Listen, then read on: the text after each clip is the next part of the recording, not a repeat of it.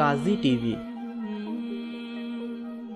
পৃথিবীর মধ্যে দুইজন কাফেরকে আল্লাহ গোটা পৃথিবী শাসন করার ক্ষমতা দিয়েছেন। তার মধ্যে একজন নমরুদ আর একজন বখতে নাসার। নাম কি? বখতে নাসার। নমরুদ সেই যুগের নবী ছিলেন কে?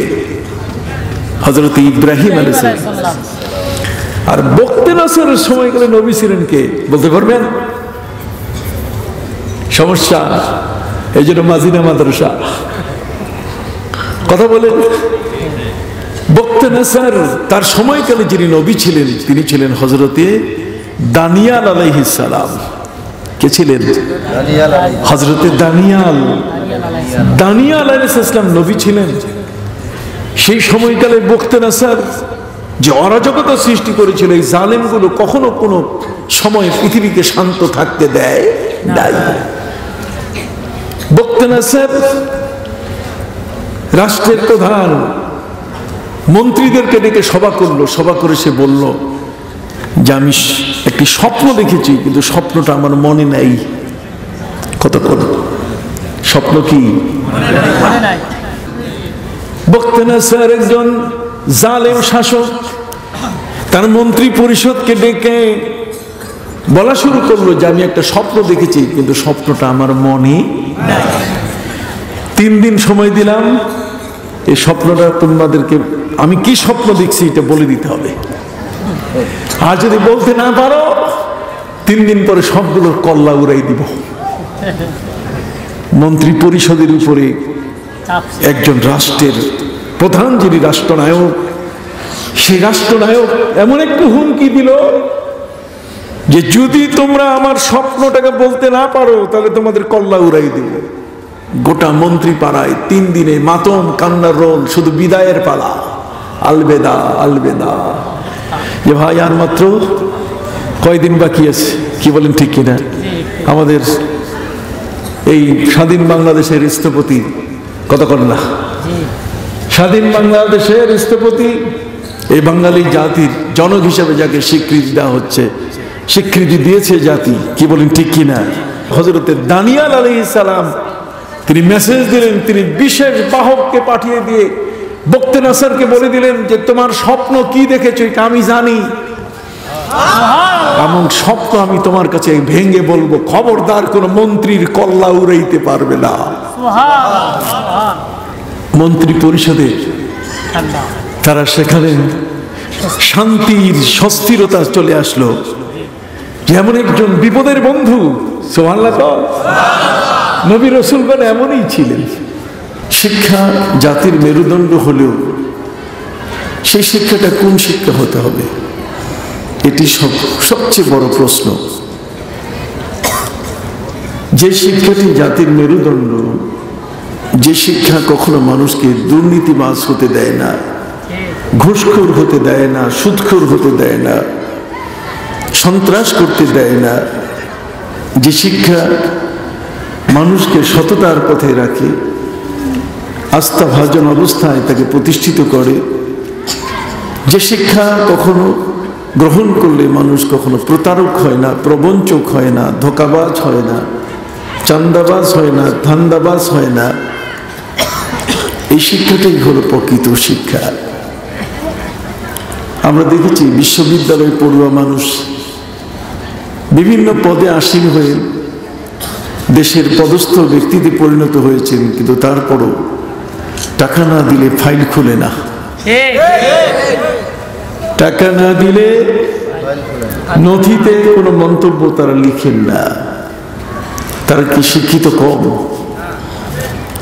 তারা বিসিএস ক্যাডার, তারা সর্বোচ্চ বিদ্যাপীঠ থেকে সর্বোচ্চ ডিগ্রি প্রাপ্ত, অথচ তাদের কাছে গেলে একটি আবেদন জাতির সেবক হিসেবে তাকে, যেখানে পাবলিকের অর্থে, জনগণের অর্থে যাদের বেতন হয়, আপনার আমার টাকা দিয়ে যাদের কি হয়, বেতন হয়, সে আপনাকে ফাইল লাল ফিতা দিয়ে আটকিয়ে আপনাকে ঠেকায় রেখে আপনার কাছ থেকে ঘুষ নেয়, আমার কাছ থেকে ঘুষ নয়। এটির অর্থ হলো যে লাল ফিতা দিয়ে ফাইল বেঁধে কারো কাছে ঘুষ চাওয়া আর পিস্তল ধরে কারো কাছ থেকে ডাকাতি করে অর্থ নেওয়া, এই দুটোর মধ্যে কোনো পার্থক্য নাই। সম্মানিত সুধী, বহুমুখী শিক্ষা পৃথিবীতে আছে, শিক্ষিত মানুষের অভাব নেই। যে চোর সেও মানুষের কাছে শিক্ষিত মানুষ। আমরা শুনেছি বন খেকো, তার মানে বন খাইয়া উজাড় করছে। বনের পাহারাদার, দেশের সম্পদ বনায়ন, বন ও পরিবেশ মন্ত্রণালয় আছে, সেখানে বন খেয়ে শেষ। যাকে যেখানে দেওয়া হয় সে সেখানেই সর্বনাশ করে ফেলে। এরা কি অশিক্ষিত মানুষ? আপনারা বলেন এরা অশিক্ষিত নয়। পক্ষান্তরে যেদিনই পত্রিকা আপনি খুলবেন সেদিনই আপনি দেখতে পাবেন যে দেশের কোনো না কোনো জায়গায় ধর্ষণ হয়েছে, কোনো নারীর ইজ্জত লুণ্ঠিত হয়েছে। সবচেয়ে বড় দুঃখ এবং কষ্টের যে কথা সেটা হলো যে মানুষের কলিজায় ভয় বলতে গেলে কিছু নাই, কবরের মধ্যে ধর্ষণ করে নারীকে। তাহলে কবরের মধ্যে নারী ধর্ষিতা হচ্ছে। আপনারা শুনেছেন যে কুকুরের মাথায় টুপি পড়াইয়া ঢাকা শহর প্রদক্ষিণ করেছে, এমনও বেঈমান আমাদের দেশে এখনো বেঁচে আছে। মানবতা, মনুষ্যত্বহীন ব্যক্তির অভাব নেই। আজকের পৃথিবীতে ইসলাম আর তাদেরকে যদি আপনি পারস্পরিকভাবে মুখোমুখি করে যদি তুলনা করেন, তাহলে আপনার কাছে স্পষ্ট হয়ে যাবে যে মাজিনা মৌজার আহমদিয়া ইসলামিয়া ফাজিল মাদ্রাসা, বাইতুল মামুন এতিমখানা এবং মোহাম্মদিয়া হাফিজিয়া মাদ্রাসা এর অবস্থানটা কোন জায়গায় আপনি তুলনা না করলে বুঝতে পারবেন না। রাত না আসলে আমরা দিনকে মূল্যায়ন করতে পারতাম না। রাত এবং দিনের পার্থক্য নির্ণয় করার জন্য রাতের পরে দিনের প্রয়োজন আছে, আছে কি না? সম্মানিত শুধু পৃথিবীর মধ্যে যে দেশে মানুষ হুমড়ি খাইয়া পড়ে, যে দেশে মানুষ বসবাস করার জন্য পাগল পারা হয়ে যায়, আমার নবী সাল্লাল্লাহু আলাইহি ওয়াসাল্লাম বলেছেন লাউ কানু ইয়ালামুন, নবীজি বলেছেন তোমাদের জীবনে যদি কোনো সুযোগ হয় তাহলে এই সুযোগটা হাতছাড়া করো না। আর সেটি হলো আমার মদিনায় তোমরা যদি বসবাস করার সুযোগ পাও। তোমাদের রাসূলের শহর বিনাদুন নবী, প্যারা নবী রাসূল করিম সাল্লাল্লাহু আলাইহি ওয়াসাল্লামের এই শহরে তোমরা যদি মরতে পারো তাহলে এর চেয়ে বড় ভাগ্যবান আর কেউ নেই। মান আরাদা আন ইয়ামুতা ফালিয়াস্তাহিস আন ইয়ামুতা বিল মদিনা, যদি কেউ ইচ্ছা করে যে আমি মরবো তাহলে সে যেন মদিনায় মারা যাওয়ার চেষ্টা করে, সেখানেই যেন অপেক্ষা করে। যে কারণে ইমাম মালিক রহমতুল্লাহ আলাইহি তিনি মদিনা ছেড়ে কোথাও কোনো দূরে দাওয়াত দিতেন না। মদিনার প্রতি তার আস্থা ছিল এত বড় যে গোটা মদিনায় সারা জীবন তিনি কাটিয়েছেন, তিনি পায়ে জুতা পরেন নাই। একটু সুবহানাল্লাহ বলবেন না? পায়ে জুতা পরা নিষিদ্ধ কোথাও নেই, শুধুমাত্র পবিত্র জায়গাগুলোতে জুতা পরে যাবেন না। ফাকলানা আলাইক ইন্নাকা বিল ওয়াদিল মুকদ্দাসে তুয়া। নবী মুসা আলাইহিস সালাম যখন তুর পাহাড়ে উঠেছিলেন তখন আল্লাহ তাআলার সাথে কথোপকথন করার সৌভাগ্য অর্জন করার কারণে আল্লাহ তাআলা তার পায়ে জুতা পরে আল্লাহর সাথে নবী মুসা কথা বলবেন এটা পছন্দ করেন না। তিনি বলে দিয়েছেন ফাকলানা আলাইক, তোমার জোড়া জুতা, তোমার জুতা দুখানা না লাইক তুমি খুলে ফেলো। কেন? ইন্নাকা বিল ওয়াদিল মুকদ্দাসে তুয়া, তুমি যে জায়গায় দাঁড়িয়ে কথা বলছো আমার সাথে কথা বলার কারণে ওই জায়গাটার দাম বেড়ে গেছে। ওই জায়গাটা ইতিহাসের একটা বিশাল অংশ হয়ে গেছে। যেহেতু সেই জায়গায় দাঁড়িয়ে তুমি আমার সাথে কি বলেছো? কথা বলেছো। মুসা আলাইহিস সালাম আল্লাহর সাথে যতবার কথা বলেছেন ততবার তার নেটওয়ার্ক পাওয়ার জন্য তুর পাহাড়ে উঠতে হয়েছে। তুর পাহাড় এটা আল্লাহর সাথে কথোপকথনের একটি নির্ধারিত জায়গা ছিল। এখানে এসে আল্লাহর সাথে কানেক্টেড হয়ে যেতেন। এখানে আসলে পরে আল্লাহর সাথে তার যোগাযোগ হয়ে যেত। এই জন্য পৃথিবীর যতগুলো টাওয়ার, এই টাওয়ার আবিষ্কার হয়েছে নবী মুসা আলাইহিস সালামের তুর পাহাড় থেকে। যে তুর পাহাড়ে আল্লাহ উঠতে বলেছেন, উপরে উঠলে নেটওয়ার্ক পাওয়া যায়। এই জন্য বিজ্ঞানী যারা, তারা পবিত্র কোরআন থেকে এই নেটওয়ার্কের জন্য টাওয়ার আবিষ্কার করেছে। আর আমাদের মুসলমান যারা, আমাদের নেটওয়ার্কের জন্য আল্লাহ পাক রব্বুল আলামিন এই তুর পাহাড় নয়, বরং প্রত্যেকের হাতে মোবাইল থাকলে, মোবাইলের সাথে নেটওয়ার্কের একটা সংযোগ থাকলে যেমন সে পৃথিবীর যে কোনো প্রান্তের মানুষের সাথে কথা বলতে পারে, আল্লাহ তাআলা আমাদেরকে একটি কালেমা দিয়েছেন, যে কালেমাটার নাম হলো কালেমায়ে তাইয়্যিবা। বলুন নাম কি? আলাম তারা কাইফা দারাবাল্লাহু মাসালান কালিমাতান তাইয়্যিবাতান কাশাজারাতিন তাইয়্যিবা আসলুহা সাবিতুন ওয়া ফারুহা ফিস সামা তুতি উকুলাহা কুল্লা হিনিন বিইজনি রাব্বিহা। যখন কোন মানুষ লা ইলাহা ইল্লাল্লাহু মুহাম্মাদুর রাসূলুল্লাহ সাল্লাল্লাহু আলাইহি সাল্লাম পড়েন, না বাদ দিবেন? নবীর নাম যেখানেই আসবে, আমার নবী সাল্লাল্লাহু আলাইহি সাল্লাম যখন তিনি রমজান মাসে তিনি সিঁড়িতে উঠছেন, প্রত্যেকটা সিঁড়ির উপরে তিনি আমিন আমিন বললেন। তিনবারই কি বললেন? আমিন। প্রথম সিঁড়িতে উঠে তিনি বললেন আমিন, দ্বিতীয় সিঁড়িতে উঠে তিনি বললেন কি? আমিন। তৃতীয় সিঁড়িতে উঠে তিনি বললেন কি? আমিন। ফালাম্মা ইরতাকা আদ-দারজাতা ক্বালা আমিন সুম্মা ইরতাকা আদ-দারজাতা আস-সানিয়া ফাকালা আমিন সুম্মা ইরতাকা আদ-দারজাতা আস-সালিসাতা ফাকালা আমিন। প্রত্যেকটা সিঁড়িতে, তিনটি সিঁড়ি, তিন সিঁড়িতেই নবীজি কি বললেন? আমিন। সাহাবায়ে কেরাম জিজ্ঞেস করলেন, হুজুর তিনবার আমিন বললেন কারণ কি? নবীজি বললেন আতানি জিবরিল, আমার কাছে এসেছেন আর তিনি আমাকে বললেন, যে ব্যক্তি আপনার নাম শুনলো অথচ আপনার উপরে দরুদ পড়লো না, সে হতভাগা, সে তার কপাল ধ্বংস করলো, নষ্ট করলো। নবীজি বললেন আমিন।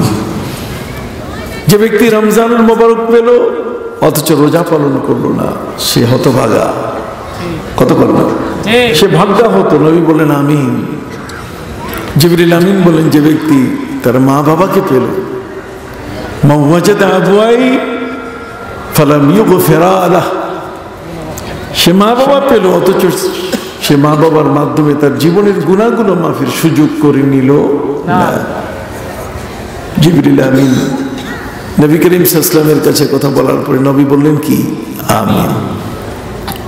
কাজে আমার নবী সাল্লাল্লাহু আলাইহি ওয়াসাল্লামের নাম যেখানেই আসবে সেখানে তার উপরে কি পড়তে হবে? সাল্লাল্লাহু আলাইহি ওয়াসাল্লাম। এখানে কোনো কৃপণতা নাই, আছে না? ইন্নাল্লাহা ওয়া মালাইকাতাহু ইউসাল্লুনা আলান নবী। আল্লাহ নিজেই আমাদেরকে মেসেজ দিচ্ছেন যে আমি আল্লাহ নিজে এবং ফেরেশতা জগৎ নবীর উপরে কি দরুদ পড়ি। অতএব আম হুকুম, সর্বসাধারণের জন্য, সর্বকালের জন্য, সব সময়ের হুকুম, ইয়া আইয়ুহাল্লাযীনা আমানু সাল্লু আলাইহি ওয়া সাল্লিমু তাসলিমা। নবীর উপরে তোমরা দরুদ পড়ো এবং তাকে সালাম দাও। আমি আপনাদেরকে প্রশ্ন করি, আপনারা যদি আমাকে একটা উত্তর দেন সহজ ভাষা, হিন্দুরা কি আমার নবীর উপরে দরুদ পড়ে? না। আপনারা সবাই মুখ খুলেন নাই। হিন্দু যারা, তারা কি আমার নবীর উপরে সাল্লাল্লাহু আলাইহি ওয়াসাল্লাম পড়ে? না, পড়ে না। বৌদ্ধরা কি আমার নবীর নামের পরে দরুদ শরীফ পড়ে? খ্রিস্টান এবং ইহুদি কি আমার নবীর নামের প্রতি দরুদ শরীফ পড়ে? সারা পৃথিবীতে 650 কোটি মানুষ, এই 650 কোটি মানুষের মধ্যে মুসলমানের সংখ্যা মাত্র 200 কোটি বা 250 কোটি। এই 200 কোটি মানুষের মধ্যে তাও ভেজালের শেষ নাই। নবী করিম সাল্লাল্লাহু আলাইহি ওয়াসাল্লাম বলেছেন যে ইহুদি এবং খ্রিস্টান যারা, ইহুদিরা তারা 71 দলে বিভক্ত ছিল, আর খ্রিস্টানরা 72 দলে বিভক্ত ছিল। আমার উম্মত 73 দলে বিভক্ত হবে। কথা বল না, ইহুদিরা কত? 71 দলে, আর খ্রিস্টানরা 72 দলে। আর নবী বলেন আমার উম্মত হবে কি? 73 দলে। আমার উম্মতের এই ফিতনা থেকে উম্মতকে বাঁচাবার জন্য ওরা যত দলে বিভক্ত হয়েছে তাদের ক্ষতি হয়েছে তত বড়। ওয়ালা তাকুনু কাল্লাযীনা তাফাররাকু, খবরদার তোমরা তাদের মতো হইও না, তারা বহু দলে বিভক্ত হয়েছে। আর ওদের বহু দলে বিভক্ত হওয়ার কারণে আল্লাহর গজবও তাদের উপরে আসছে সবচেয়ে কি বেশি। ভাইরা আমার, কোন নবী এমন নাই যে নবীর সময় রানিং নবী, যে নবীর প্রেজেন্ট, যেই নবী তার উম্মতের মাঝে অবস্থান করছেন, সেই নবী থাকা অবস্থায় তার দুষ্ট উম্মতকে আল্লাহ শাস্তি দেন নাই। কথা বলুন। হযরত নূহ নবী আলাইহিস সালাম তিনি রানিং নবী, তিনি নবুয়তির দায়িত্ব পালন করছেন। এই নবুয়তির দায়িত্ব পালন করা অবস্থায় আল্লাহ তাআলা ছাড়েন নাই। 950 বছর পর্যন্ত তিনি তাদের কাছে ইসলাম প্রচার করেছেন। আলফা সানাতিন ইল্লা 50 আম্মা, 500 বছর কম 950 বছর তিনি ইসলাম প্রচার করেছেন। তিনি হায়াত পেয়েছিলেন 1340 বছর। হযরত নূহ নবী আলাইহিস সালাম 1340 বছর হায়াত পেয়ে মানুষগুলোর কাছে তিনি 950 বছর ঘরে ঘরে গেছেন। তিনি তাদেরকে কতগুলো অফার দিয়েছেন। কি দিয়েছেন? অফার, চমৎকার অফার দিয়েছেন। তিনি বলছেন ফাকুলতু আস্তাগফিরু রাব্বাকুম ইন্নাহু কানা গাফফারা। তিনি তাদেরকে অফার দিলেন যে আল্লাহর কাছে তোমরা খালি আস্তাগফিরুল্লাহ বলো। কি আস্তাগফিরুল্লাহ?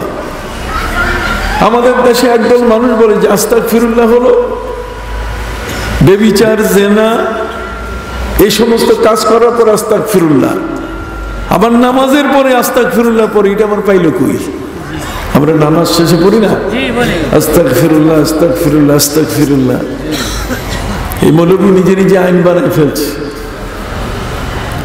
আমার আল্লাহ বলেন আমার নবীকে, সবাই আমার সাথে পড়ুন, ফাসাব্বিহ বিহামদি রাব্বিকা ওয়াস্তাগফির ইন্নাহু কানা তাওয়াবা। আমার উম্মতকে আল্লাহ সবসময় তওবার হালতে রাখতে চান। উম্মতকে সবসময় ইস্তিগফারের হালতে আল্লাহর কাছে ক্ষমা চাইবে। আমার আল্লাহ বলছেন ওমা কুন্না মুআযযিবিন, আমি তাদেরকে শাস্তি দিব না। ওহুম ইস্তাগফিরুন, যতক্ষণ পর্যন্ত তারা আল্লাহর কাছে ক্ষমা চাইতেই থাকবে। কতক্ষণ না? এখন ক্ষমা চাওয়ার ব্যাপার নামাজের আগে না নামাজের পরে? আপনি যে কথা বলছেন না, আল্লাহর কাছে ক্ষমা চাওয়া নামাজের আগে না নামাজের পরে? নামাজের পরে না, সব সময় কন্টিনিউ। কতক্ষণ? সব সময়, প্রতিটি মুহূর্তে আস্তাগফিরুল্লাহ রাব্বি। আপনি সৌদি আরবে যাবেন, এই সৌদি আরবের এই শায়েখরা, সৌদি আরবের মানুষগুলো হাতে তসবিহ আছে, এরপরে আস্তাগফিরুল্লাহ রাব্বি মিন কুল্লি যানবি ওয়া আতুবু ইলাইহি লা ইলাহা ইল্লাল্লাহ মুহাম্মাদুর রাসূলুল্লাহ সাল্লাল্লাহু আলাইহি ওয়াসাল্লাম এর পড়ে। ভাইরা আমার, আল্লাহ চাচ্ছেন যে তার বান্দারা, তার নবীর উম্মতরা, এরা যেন সবসময় তাইবিন, আর তাইবুন আল আবিদুন, এরা সবসময় যেন তওবার সবকে থাকে, তওবার হালতে যেন থাকে। তার কারণ বান্দা যখন তওবা এবং ইস্তেগফারের হালতে থাকে তখন আল্লাহ তাদের উপরে আর কখনো কোনো শাস্তির কোনো সিদ্ধান্ত নেন না। এটা আল্লাহ দস্তুরে ইলাহি, এটা নিজামে ইলাহি, এটা আল্লাহর একটা দস্তুর, আল্লাহর একটা নিজাম, তার একটা নিয়ম, যে বান্দা যতক্ষণ পর্যন্ত আল্লাহর কাছে ক্ষমা চাইতেই থাকবে আল্লাহ তার উপরে কোনো অ্যাকশনে যাবেন না। এই জন্য হযরতে নবী নূহ আলাইহিস সালাম তাদেরকে অফার দিলেন, মহাবিপদ তোমাদের সামনে, এই মহাবিপদ থেকে রক্ষা পাওয়ার জন্য তোমাদের জন্য এই বর্তমান যে কাজটা সেটা হলো কি?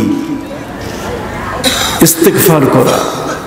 আস্তাগফিরুল্লাহ রাব্বি মিন কুল্লি যামবিন ওয়া আতুবু ইলাইহি। আল্লাহ তোমার কাছে ক্ষমা চাই সব ধরনের গুনাহ থেকে। ভালো কাজ, ভালো কথা না মন্দ কথা? আপনি একটু কথা বলবেন না?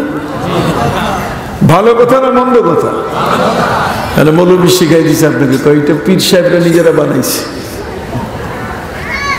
পীর সাহেব যারা, এই ধরনের বড় বড় হুজুর যারা, এরা আস্তাগফিরুল্লাহ রাব্বি মিন কুল্লি যামবি ওয়া আতুবু ইলাইহি লা হাওলা ওয়ালা কুওয়াতা ইল্লা বিল্লাহিল আলিয়্যিল আযীম, নিজে নিজে তৈরি করেছে। তার মানে ওয়াজ করতে আনছেন ভালো কথা শোনার জন্য, আর এমন ওয়াজ করে গেছে যে রাস্তায় শেষে মারামারি। কত করে হযরতে নবী নূহ আলাইহিস সালাম তিনি তার কওমের মানুষদেরকে বললেন, শোনো, 950 বছর পর্যন্ত আমি তোমাদের কাছে ধর্ম প্রচার করলাম, একটা শুধু বিষয় তোমরা মানো নাই আমার কথা। আমাকে দেখেই তোমরা চক্ষু কাপড় দিয়ে ঢেকে রেখেছো, কান ছিদ্রগুলো বন্ধ করেছো। ফাকুলতু আস্তাগফিরু রাব্বাকুম, তোমরা আল্লাহর কাছে ক্ষমা চাও। ইন্নাহু কানা গাফফারা, নিশ্চয়ই তিনি অতিশয় ক্ষমাশীল, তিনি ক্ষমা করে দেবেন। সুবহানাল্লাহ। ক্ষমা পাইলে তখন কি জেলে থাকে মানুষ? কথা বলে না? কাউকে যদি কোর্ট ক্ষমা করে দেয়, আদালত যদি কাউকে বেকসুর খালাস দেয়, মাফ করে দেয়, তখন কোন পুলিশের বাপের ক্ষমতা আছে তাকে জেলে আটকাতে? পারবে না। হযরত নবী নূহ আলাইহিস সালাম তিনি বললেন, শুধু তাই নয়, যদি তোমরা তওবা করো, আল্লাহর কাছে যদি ক্ষমা চাও, এতটুকু বিষয়, ইউরসিলিস সামা আলাইকুম মিদরারা, আকাশ থেকে তোমাদের উপরে পরিমিত বৃষ্টি হবে, যে বৃষ্টিতে তোমাদের কোনো ক্ষতি হবে না।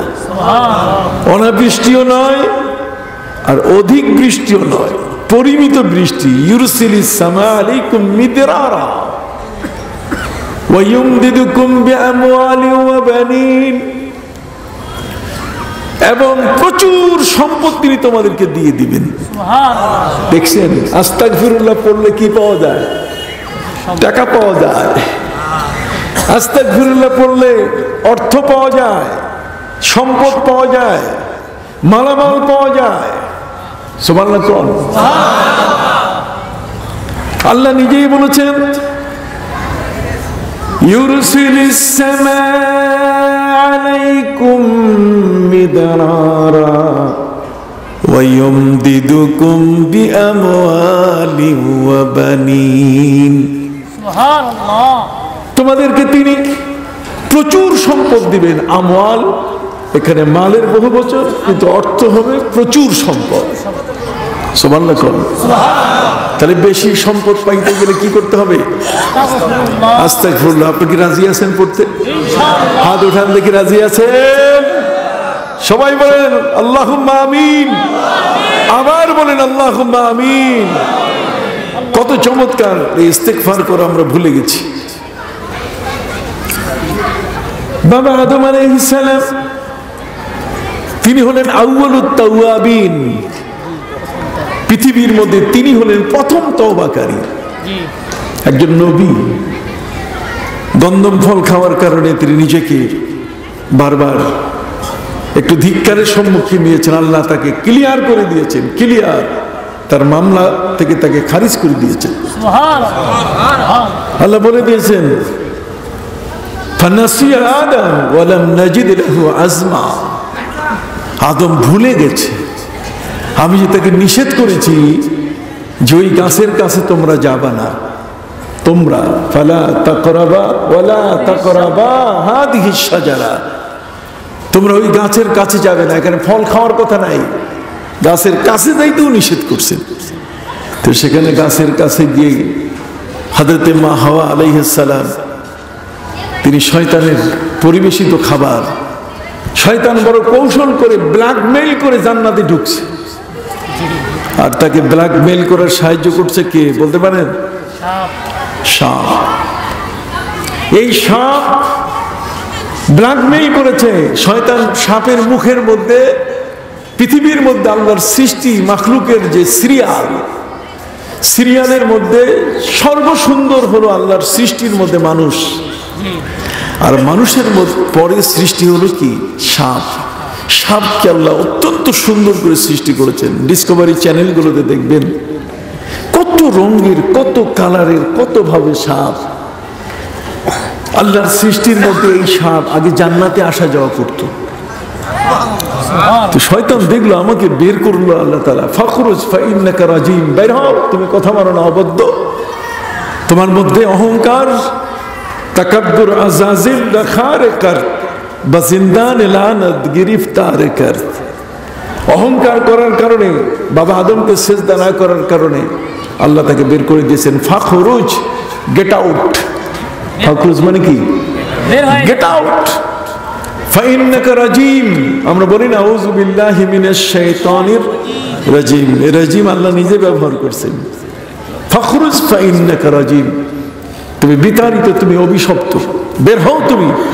জান্নাতের মধ্যে কোনো অভিশপ্ত, কোনো বিতাড়িত, কোনো গুনাহগার, কোনো পাপীকে কখনো জান্নাতে থাকতে দেওয়া হবে না। পাপীদের জন্য কোনো ঠাঁই নাই আল্লাহর জান্নাতে।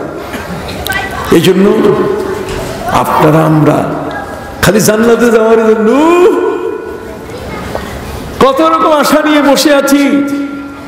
হারামের পাশে হালাল, হাজী সাহেব হজ করে আসে, কিন্তু कोई जैसा था वैसा ही रहा, कई मक्का गया धक्का खाया, कई मक्का गया धक्का खाया, नाम का लाया हाजी, कोई जैसा ही था वैसा ही रहा, लोगों ने कहा पाजी। মক্কা যাইয়া মানুষের ধাক্কা অনেক বেশি, কারণ একসাথে প্রায় 50-60 1 কোটি লোকের কাছাকাছি স্থানীয়ভাবে মিলে যারা হজ করে। আমাকে তো আল্লাহ প্রায় আজকে 35 বছর ধরে নিচ্ছে, 35 বার আল্লাহ হজ করার সুযোগ করলেন। আল্লাহ আমিন। আল্লাহ তুমি কবুল করো, আমার ভাইদেরকে তুমি সুযোগ করে দাও। সেখানে গিয়ে দেখি কত ভিড় মানুষের, একজন আরেকজনের খালি ধাক্কা। মক্কা গিয়া ধাক্কা খায়া, নাম কালায়া হাজি। আসার পরে, ফিরে আসার পরে যদি খালি নাম ধরে ডাকে গরম হয়ে যায়, তবে কি বিনা টাকায় গেছি নাকি? আমি টাকা দিয়ে হজ করে আসছি, কাজে আমার নামের শুরুতে তোমরা আলহাজ বলবা। এখন তো আরো বড় মারাত্মক, হাজিও লিখতে দেয় না, কয় কি আলহাজ, কতক্ষণ। অথচ আগের ভাষায়, আগের সময় আমরা হাজি সাহেব করে ডাকতাম, এবং হাজি এই শব্দটা শুদ্ধ, কতক্ষণ না মাল্লাকি হাজ্জান।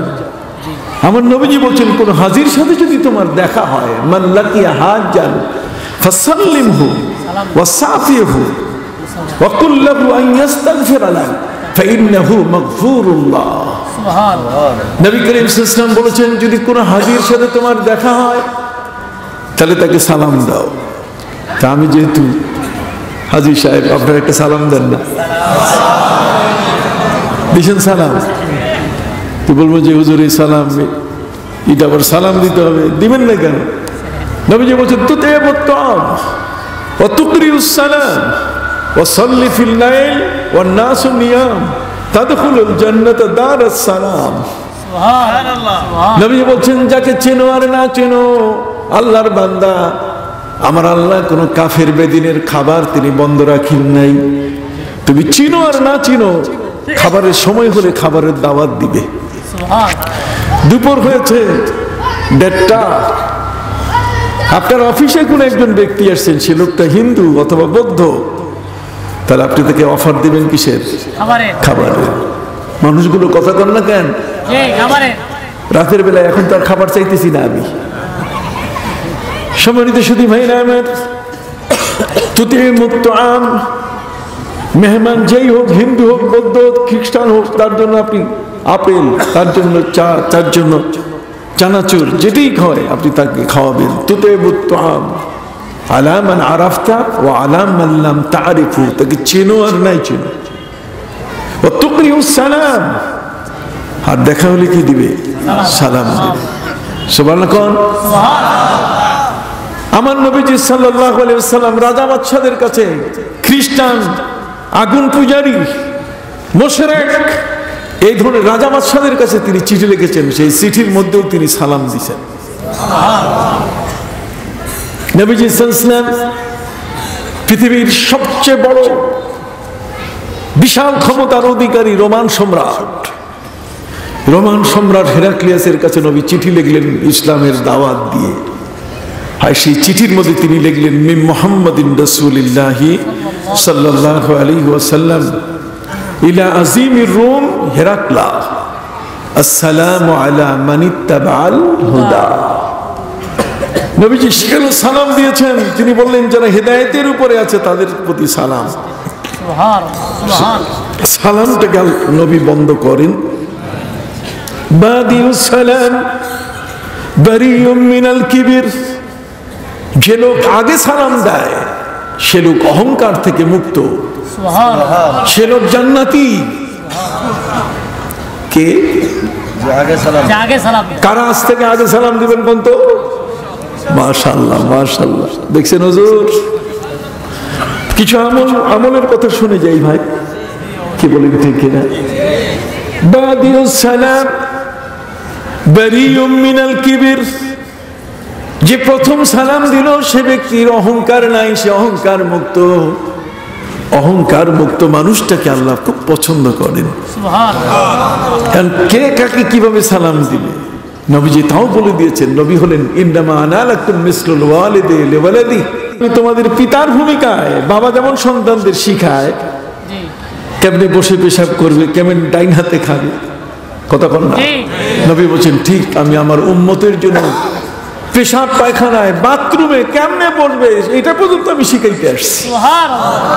যদিও ইহুদিরা খ্রিস্টানরা টিটকারি করেছে, আতাকুম নাবিয়ুকুম ইউআল্লিমুকুম দীনাকুম হাত্তাল খারাত, তোমাদের কাছে তোমাদের নবী আসছেন, ধর্ম শিখাইতেছেন, তোমাদের নবী নাকি অনেক বড় নবী, তুমি বাথরুমের কেমনে বসবে, কেমনে পানি নিবে এটা পর্যন্ত শিখাই দিতেছে। হযরত সালমান ফারসি রাদিয়াল্লাহু তাআলা বললেন, আজাল আজাল আজাল, অবশ্যই অবশ্যই অবশ্যই নবী আমাদের জন্য অভিভাবক হয়ে পৃথিবীতে এসেছেন। তিনি বলেছেন, ইন্নামা আনা লাকুম মিসলুল ওয়ালিদি লিওয়ালাদি। অতএব সেই নবী সাল্লাল্লাহু আলাইহি ওয়াসাল্লাম তিনি শিখাই দিয়েছেন সালাম দিবেন কেমনে। তিনি বলে দিয়েছেন যে যদি কোনো ব্যক্তি বলে আসসালামু আলাইকুম, আশারা, তবে কি বলছেন? আশারা। আসসালামু আলাইকুম বললে আপনি 10 টানে গিয়ে নগদ পেয়ে যাবেন। তুমি উত্তর দেওয়ার সময় আর একটু বাড়াইয়া দিও, ওয়াইজা হুইতুম বিতাহিয়াতিন ফাহাইয়ু বিআহসানি মিনহা। কেউ যদি তোমাকে সালাম দেয়, যে শব্দ দিবে তুমি তার থেকে একটু বাড়াইয়া বলো। তাহলে কেউ যদি বলে আসসালামু আলাইকুম, আপনি বলবেন ওয়ালাইকুম আসসালাম ওয়া রাহমাতুল্লাহ। নবী বলেন, এশরুন, 20 নেকি পাইয়া গেল। আর যদি কেউ বলে আসসালামু আলাইকুম ওয়া রাহমাতুল্লাহ, তাহলে আপনি আরেকটা বারে বলবেন ওয়ালাইকুম আসসালাম ওয়া রাহমাতুল্লাহি ওয়া বারাকাতুহু। নবী বলেন সালাসুন, 30। কারা কারা 30 নেবেন? হাত তুলেন, হাত তুলেন দেখি, সবাই 30 নেবেন। 10-এ থাকতে রাজি না। কেন 10-এ থাকতে রাজি না? কি দুঃখটা কোথায়? দুঃখটা এক জায়গায়, যদি নবী আমাদেরকে মেসেজ না দিতেন। হযরত আবু বকর সিদ্দিক রাদিয়াল্লাহু তাআলা আনহু তিনি হযরত আয়েশাকে জিজ্ঞাসা করলেন, আয়েশা রে, তুমি তো আমার কন্যা, তুমি তো আমার মেয়ে। আয়েশা, আজকের বারটা কি বার? হযরতে আম্মা জান আয়েশা রাদিয়াল্লাহু তাআলা তিনি বললেন, আব্বা জান, আব্বা আবু বকর। তিনি বাবার নাম কখনো কখনো উচ্চারণ করছেন হাদিসের মধ্যে। তবে এক সময় কালে আবু বকর সিদ্দিক রাদিয়াল্লাহু তাআলা আনহু তিনি মা আয়েশার মাথার মধ্যে টালা দিছিলেন। টালা, টালা বুঝেন? এরকম ভাবে হাত দিয়ে আঙ্গুল দিয়ে এ ধাক্কা দিছিলেন। ধাক্কা দিছেন কেন? যে নবী করিম সাল্লাল্লাহু আলাইহি ওয়াসাল্লাম তিনি যুদ্ধ থেকে ফিরতেছিলেন। যুদ্ধ থেকে ফেরার সময় একটা জায়গায় তাঁবু খাটিয়ে সেখানে রাত্রে অপেক্ষা করছিলেন যাতে শত্রুরা অতর্কিত হামলা করতে না পারে। নবী সিদ্ধান্ত নিয়েছিলেন যে ফজরের সময় আমরা একটু সুপ্রভাত, লোক একজন আরেকজনকে দেখা গেলে ওই সময় আমরা ঝটপট মদিনায় গিয়ে ফজরের নামাজটা পড়ে নেব। কতক্ষণ? কিন্তু হযরতে মা আয়েশা রাদিয়াল্লাহু তাআলা তিনি গেছিলেন নিজের প্রয়োজন সারার জন্য দূরে। ফিরে আসার পরে যখন এই কাফেলা চলে যাবে, ঠিক ওই মুহূর্তে হযরতে মা আয়েশা বলছেন যে আমার হারটা আমি খুঁজে পাচ্ছি না। কি হার? এখন গলার হার খুঁজে পাচ্ছেন না। নবী তো স্ত্রীদের প্রতি তার এত ভালোবাসা ছিল, যুদ্ধের ময়দান থেকে ফিরছেন আর সেখানে স্ত্রীর গলার হার যদি হারায় যায়, আর নবী যদি এটা তদারকি না করেন, আমরা তো অনেক সময় মেয়েদেরকে মনে করি হারাইছে হারাইছে, গেছে গেছে, তাতে কি হয়েছে? না, স্ত্রীর গলার হারটা হারিয়ে যাবে আর নবী তাড়াহুড়া করে যাবেন, যদিও সেখানে তায়াম্মুমের কোনো আয়াত নাজিল হয় নাই। কতক্ষণ? ফজরের নামাজ পড়ার জন্য এখন মদিনায় যাওয়া খুব দরকার। নবী করিম সাল্লাল্লাহু আলাইহি ওয়াসাল্লাম তিনি আটকে পড়লেন। মা আয়েশার গলার হার হারাই গেছে। কত তালাশ এই অল্প সময়ের মধ্যে, কোথাও নাই। ঠিক ওই মুহূর্তে নবীজি সাহাবায়ে কেরামকে বললেন যে এখন তো মদিনাও যেতে পারতেছি না, আর পানিও নাই যে সবাই উজু করে আমরা ফজরের নামাজ পড়ব। চিন্তায় পড়ে গেলেন নবীজি, ফজরের নামাজ কাজা হওয়ার পালা। এই জন্য সবাই দোষারোপ করতেছে যে আয়েশা যদি হারটা যদি হারায় না ফেলতো, তাহলে আমরা মদিনায় গিয়ে ফজরের নামাজটা পড়তে পারতাম। তাহলে মূল কারণ, বিলম্বের কারণ কে? হযরতে আম্মা জান আয়েশা। এই অভিযোগ যখন সবার মুখে, তখন আবু বকর সিদ্দিক সহ্য করতে পারে নাই। তিনি যাইয়া মা আয়েশার মাথার মধ্যে টালা দিলেন, এই তোমার কারণেই শুধু আজকে ফজরের নামাজ আমাদের নষ্ট হয়ে যাচ্ছে। কথা বলবো? মা আয়েশা তখনই বাপের নাম ধরে বলছিলেন, ফান্তাহারানি আবু বকর। আবু বকর আমার মাথা ধরে টালা দিছে। এইখানে বাপের নাম তিনি নিছে। সুবহানাল্লাহ কন্যা। বাবার নাম উচ্চারণ করেছেন মা আয়েশা এই জায়গায়, ফান্তাহারানি। এখানে আলিম ওলামা আছেন, ফান্তাহারানি আবু বকর। আবু বকর আমার মাথায় টালা দিয়েছেন। টালা মানে খোসা মারা, খোসা মারছে আমার মাথার উপর। মানে মেয়ে হলেও তো তার একটা অভিমান আছে। এই জন্য অভিমানী আয়েশা তিনি বাবার নাম ধরে বললেন। নবীজি বলছেন এখন কি করা যাবে? চলো, এই মুহূর্তে যাব, কিন্তু পানিও পেলাম না, ফজরের নামাজ কি হবে? ঠিক ওই মুহূর্তে আল্লাহ তাআলা কোরআনের আয়াত নাজিল করে দিলেন, ফাইল্লাম তাজিদু মাআন ফাতায়াম্মামু সাইদান তাইয়্যিবা। যদি পানি না পাও তাহলে মাটির উপরে তায়াম্মুম করে নামাজ পড়ো। সুবহানাল্লাহ। পানি নাই, মাটির উপরে তায়াম্মুম করে নামাজের বিধান চলে আসলো। সাহাবায়ে কেরাম সবাই খুশি হয়ে গেলেন। পৃথিবীর কোন নবী কোন উম্মতের জন্য, কারো জন্য আল্লাহ মাটিকে পবিত্র করে দেন নাই। মাটিতে হাত মেরে তায়াম্মুম করলে উযু হয়ে যাবে, এটা কোন উম্মত এবং কোন নবীর জন্য আল্লাহ বৈধ করেন নাই। মা আয়েশার কারণে উম্মতের জন্য পথ খুলে গেল। সুবহানাল্লাহ। তাহলে যে প্লেনে হজ করতে যাই, সেখানে পানি ব্যবহার করা বড় কঠিন, মাটি নিয়ে যাই তৈয়ম্বম করে, ঠিক সময় মতো প্লেনের মধ্যে নামাজটা আদায় হয়। কত করে একটু অসুস্থ মানুষ পানি ব্যবহার করতে অক্ষম, সে মানুষটারও নামাজ যাতে নষ্ট না হয়, এই জন্য আল্লাহ বিকল্প ব্যবস্থা দিলেন কি? তায়াম্মুম। সুবহানাল্লাহ। সাহাবায়ে কেরাম তায়াম্মুম করা শুরু করলেন, নামাজ শুরু হয়ে যাবে। নামাজ হয়ে গেল, নবী করিম সাল্লাল্লাহু আলাইহি ওয়াসাল্লাম তিনি উসাইদ ইবনে হুযায়র, নবী সাহাবী হযরত উসাইদ ইবনে হুযায়রকে বললেন যে উটগুলা বসে আছে, উটগুলা উঠাও, চলো এখন আমরা মদিনায় যাই। হযরত উসাইদ ইবনে হুযায়র রাদিয়াল্লাহু তাআলা যখন উটগুলো উঠানো শুরু করলেন, দেখে যে উটের পেটের নিচে হাড় পড়েছিল। সুবহানাল্লাহ। উট উঠার পরে দেখা গেল উটের পেটের নিচে কি হাড় পড়ে আছে। তার মানে আল্লাহ তাআলার এমন এক ইচ্ছা যে তার প্রিয় নবীর উম্মত যেন কখনো নামাজের আসামি না হয়। সুবহানাল্লাহ। চিৎকার দিয়ে কন্যা সুবহানাল্লাহ। তার প্রিয় নবীর উম্মত যেন কিয়ামতের ময়দানে নামাজের আসামি না হয়, কারণ নামাজের আসামি হওয়া বড় কঠিন। নামাজের আসামি হয়েছিলেন হযরতে নবী সুলাইমান আলাইহিস সালাম, তিনি হয়েছিলেন নামাজের আসামি। নবী সুলাইমান আলাইহিস সালাম তিনি ছিলেন বিশ্বের সারা পৃথিবীর শাসক। চারজন ব্যক্তিকে আল্লাহ পৃথিবী শাসন করার সুযোগ দিয়েছেন, দুইজন মুসলমান আর দুইজন কি কাফের। কাফেরের মধ্যে দুইজন, একজনের নাম হলো নমরুদ আর দ্বিতীয় জন কি বলতে পারেন? ফেরাউন। উত্তর সঠিক হয় নাই। উত্তর কি? এমসিকিউ পরীক্ষা সঠিক হয় নাই, টিক মার্ক সঠিক হয় নাই। কতক্ষণ পৃথিবীর মধ্যে দুইজন কাফেরকে আল্লাহ গোটা পৃথিবী শাসন করার ক্ষমতা দিয়েছেন, তার মধ্যে একজন নমরুদ আর একজন বখতেনাসার। নাম কি? বখতেনাসার। নমরুদ সেই যুগের নবী ছিলেন কে? হযরত ইব্রাহিম আলাইহিস সালাম। আর বখতেনাসারের সময়কালে নবী ছিলেন কে বলতে পারবেন? সমস্যা, এই জন্য মাজিনা মাদ্রাসা। কথা বলেন। বখতেনাসার তার সময়কালে যিনি নবী ছিলেন তিনি ছিলেন হযরতে দানিয়াল আলাইহিস সালাম। কে ছিলেন?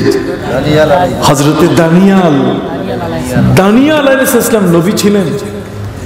সেই সময়কালে বখতেনাসার যে অরাজকতা সৃষ্টি করেছিল, এই জালেমগুলো কখনো কোনো সময় পৃথিবীকে শান্ত থাকতে দেয় নাই। বখতেনাসার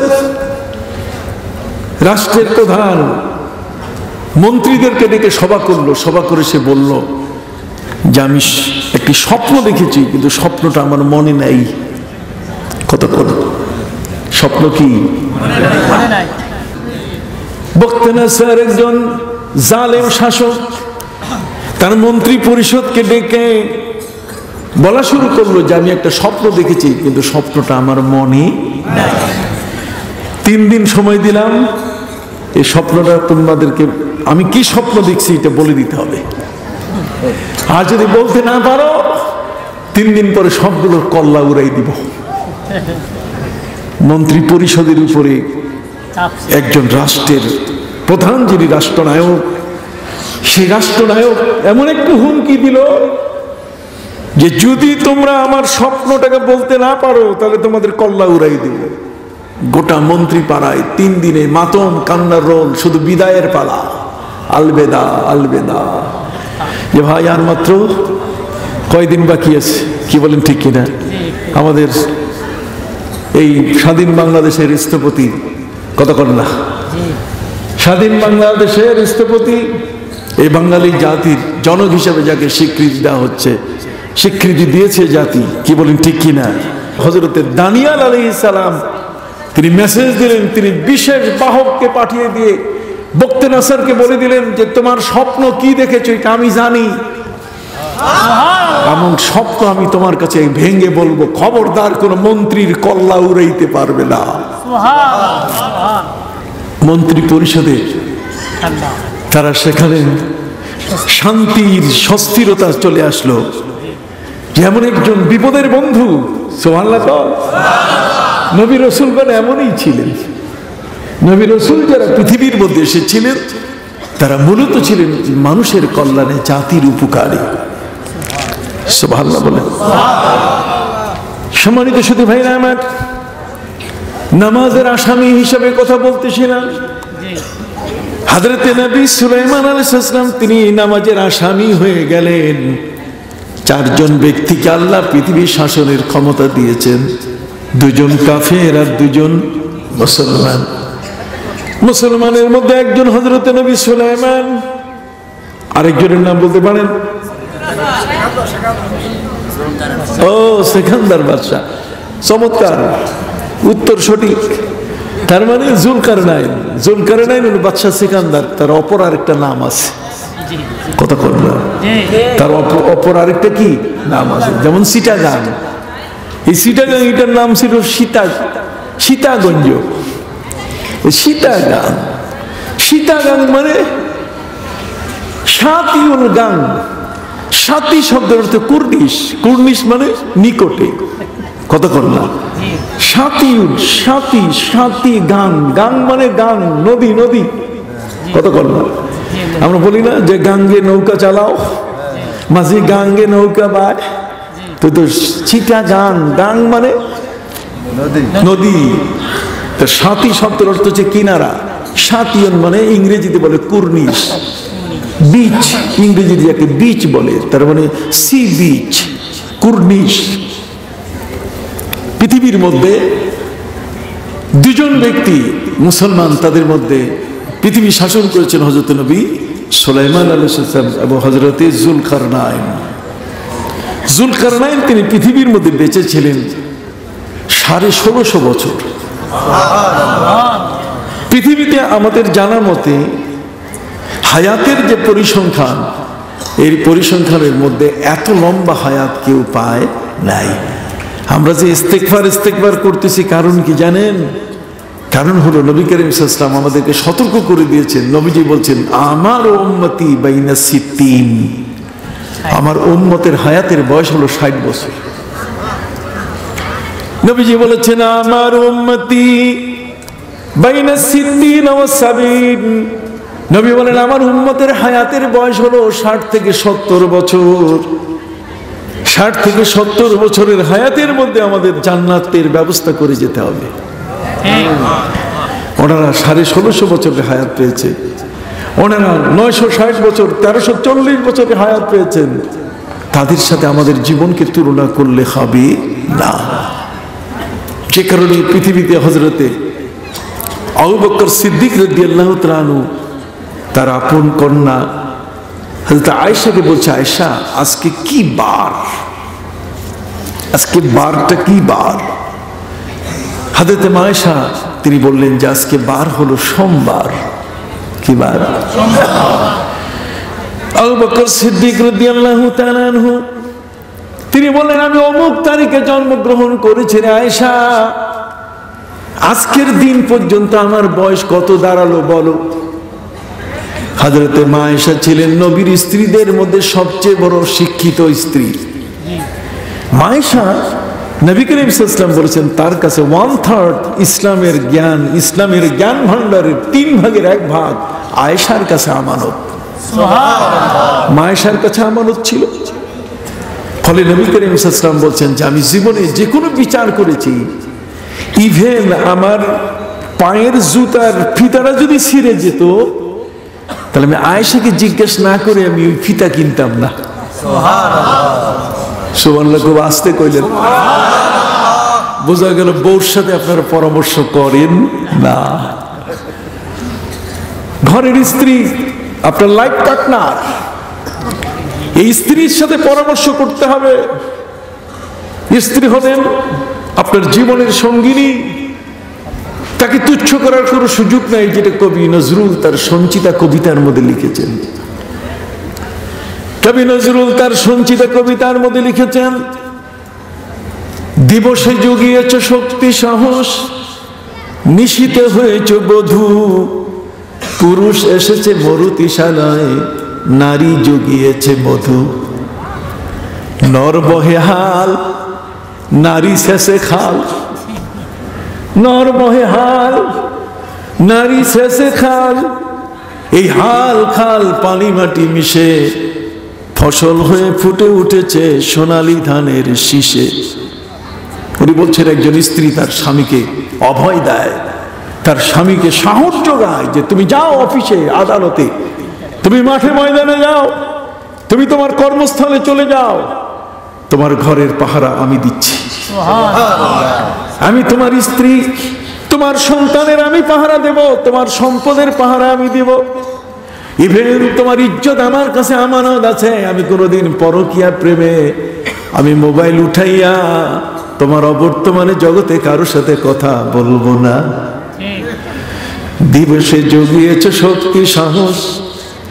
দিনের বেলায় স্ত্রী তার স্বামীকে বলছে তুমি যাও, তুমি ঘর নিয়ে চিন্তা করবে না। আর স্বামী অফিস করে আর বউ মোবাইলে আরেকজনের সাথে লাইন করে। কথা করলো পরকীয়ায় ব্যস্ত হয়, হারাম। ওয়াকারনা ফি বুয়ুতিকুন্না, নারীদের প্রতি আল্লাহর প্রথম নির্দেশ হলো তোমরা ঘরে থাকবে, বাইরে যাইও না। বাইরে গেলেই শয়তান ধরবে। বাইরে গেলেই কি করবে শয়তান? তো বলছে মাদ্রাসায় আসলে, মাদ্রাসাতে আসতে হবে। কয় না, তখন তো চোখের পর্দা, চোখের দৃষ্টি শক্তিটাকে ধ্বংস করার জন্য কালো বোরকা পরে আমার মায়েরা। কথা বললা, এই কালো বোরকার মধ্যে আল্লাহ এমন বরকত রেখে দিয়েছেন যে কালো বোরকার দিকে তাকাইলে আর ওই নারীর চেহারার দিকে আর তার তাকাবার চক্ষু হয় না। আল্লাহ তাআলা কতগুলো কালারের মধ্যে কতগুলো বিশেষত্ব দিয়েছেন। যেমন নবীজি বলছেন কারো ঘরে যদি জিনের অত্যাচার হয়, কথা বলেন না, কারো ঘরে যদি কিসের অত্যাচার হয়? জিনের অত্যাচার হচ্ছে। জিন ধরে, খালি বউরে জিন ধরে, মেয়েরে জিন ধরে, ঘরের মধ্যে খালি জিনের আউল বাউল। কবুতর যদি পালে তাহলে ওই বাড়িতে আর জিন আসবে না। সুবহানাল্লাহ কন্যা। আজকের এই ওয়াজে না আসলে কি আপনি পাইতেন? এই মাজিন আমাদের সাথে না হলে এই ওয়াজ কি আজকে হতো?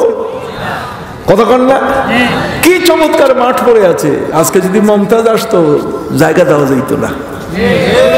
পাগল মন পাগল বানাই লক্ষ লক্ষ টাকা নিয়ে যাইত।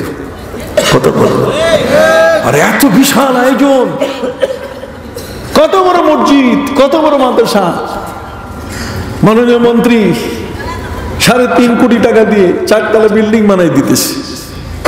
কেন? যে এই জায়গা থেকে সঠিক শিক্ষাটা মানুষের কাছে পৌঁছবে। এইখানে শিক্ষা নিলে পরে কোনোদিন সে ঘুষ খাবে না। মাদ্রাসার ছাত্র অফিসার হয়েছে, ঘুষ খেয়েছে কোনো প্রমাণ নাই। মাদ্রাসার ছাত্র ম্যাজিস্ট্রেট হয়েছে, এখন মাদ্রাসার ছাত্র এখন সচিব হচ্ছে। মাদ্রাসার ছাত্র এখন বিভিন্ন দেশের গুরুত্বপূর্ণ দায়িত্বে তারা এখন নিয়োজিত হচ্ছে। বিসিএস দিয়ে তারা এগিয়ে যাচ্ছে। কিন্তু তারা একদিকে অফিসে নামাজের ওয়াক্তে ইমামতি করতেছে। নামাজের ওয়াক্তে কি করছে? ইমামতি করছে। বাপ মায়ের দোয়াটা বন্ধ রাখে নাই। যখন ইমামতি করে তখনই ওই ছোট্ট দোয়াটার মধ্যে মা বাবার কথা মনে করে আল্লাহর কাছে বলে রব্বিরহামহুমা কামা রব্বায়ানি সগীরা। সুবহানাল্লাহ বলে। লাভজনক দোয়া। দোয়ার মধ্যে কি আছে? লাভ আছে। আমি আমার ভাইদের খেদমতে আরজ করতে চাই, এই পৃথিবীর মধ্যে কতগুলো কালার আছে, যেই কালার গুলোতে আল্লাহ বরকত রেখে দিয়েছেন। যেমন কবি বলেন, আকাশ সুনীল চাঁদ আকা, জমিন সবুজ গেলাপে ঢাকা। আকাশ সুনীল চাঁদ আকা, জমিন সবুজ গেলাপে ঢাকা। কুসুমে মধুর সুবাস আকা, সুবহানাল্লাহ সুবহানাল্লাহ সুবহানাল্লাহ সুবহানাল্লাহ। ওই যে আকাশ তারার মেলা, জোনাক জোনাক আলোর খেলা, ওই যে আকাশ তারার মেলা, জোনাক জোনাক আলোর খেলা, এ যেন স্বপ্ন পুরি কি মায়া মধুমতি, তুমি সবার পালনেওয়ালা। সুবহানাল্লাহ সুবহানাল্লাহ সুবহানাল্লাহ সুবহানাল্লাহ। আকাশ নীল বর্ণের আকাশ, যদি আকাশটাকে আল্লাহ লাল করে দিতেন পৃথিবীর একটা মানুষেরও চোখ থাকতো না, সব ব্লাইন্ড হয়ে যেত, চোখের জ্যোতি সব নষ্ট হয়ে যেত। কথা বল।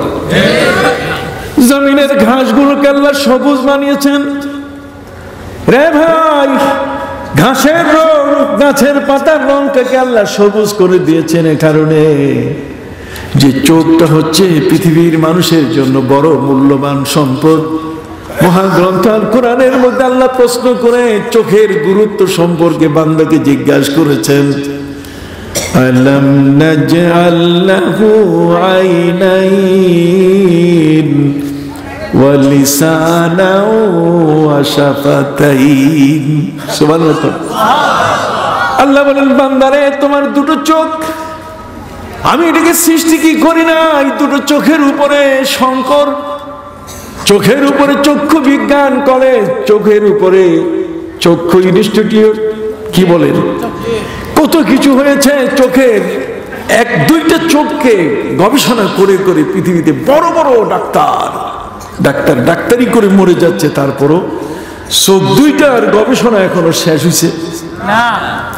কথা কর না, এখনো শেষ হয় নাই। এই চোখের কর্নিয়া বলেন, চোখের মণি বলেন, যেখানে যেটা আছে প্রত্যেকটা এত কতগুলো, এখানে যে এতগুলো আইটেম আল্লাহর মায়ের পেটে সবগুলো আল্লাহ তাআলা সেট করে দিয়ে দিছে। মায়ের পেটে নাট বল্টু কষাই দিয়ে দিয়েছেন। পৃথিবীর মধ্যে আসার পরে যদি চক্ষু দুইটা সিঙ্গাপুর থেকে আনতে হতো, পৃথিবীতে জন্ম নেওয়ার পরে যদি লিভারটা আমেরিকা থেকে আনতে হতো, পৃথিবীতে জন্ম নেওয়ার পরে যদি আমার হার্টটা যদি অস্ট্রেলিয়া থেকে আনতে হতো, পৃথিবীতে জন্ম নেওয়ার পরে যদি কিডনি দুইটা ভারত থেকে আনতে হতো, কতক্ষণ না। তাহলে এগুলো 2 নম্বর 3 নম্বর ফরমালিন, কত কিছু। চীনের করোনা ভাইরাস এখনো কম্পিউটার গুলো পর্যন্ত আমাদের দেশে আনতেছে না, কতক্ষণ না। ল্যাপটপ আসতেছে না, বৈদ্যুতিক যত যন্ত্র, ইলেকট্রনিক্স যত যন্ত্র, এগুলো পর্যন্ত আনতেছে না যে ভাইরাসের ভিতরে চলে আসে কিনা। আপনি কি বাবা আমার কথাগুলো বুঝতেছেন? বুঝেন তো? একসাথে দোয়া করে যাবো, রাজি আছেন? বেশি সময় নেব না, আপনাদের খেদমতে আরজ করতে চাই। জগতের মধ্যে কালার, আকাশের নীল বর্ণটা, এটা যেমন যদি লাল করে দিতেন তাহলে আমাদের একজনেরও চক্ষু থাকতো না। তাহলে এত অন্ধ হইলে তখন কুত্তা ছাড়া চলা মুশকিল হইত। বলবেন যে হুজুর কি বলেন, কুত্তা ছাড়া? আমেরিকা আপনি যান, আমেরিকা একটা জোন আছে, যেই জোনের মধ্যে সব ব্লাইন্ড, শুধু অন্ধ লোকগুলো বাস করে। এই অন্ধ লোকগুলোকে পরিচালনা করার জন্য, তাদেরকে অফিসে নেওয়ার জন্য সরকারের পক্ষ থেকে প্রত্যেকের নামে একটা করে কুত্তা বরাদ্দ করা হয়েছে। সবার নামে একটা করে কি আছে? কুত্তা আছে, কুকুর, প্রত্যেকের নামে একটা করে কি আছে?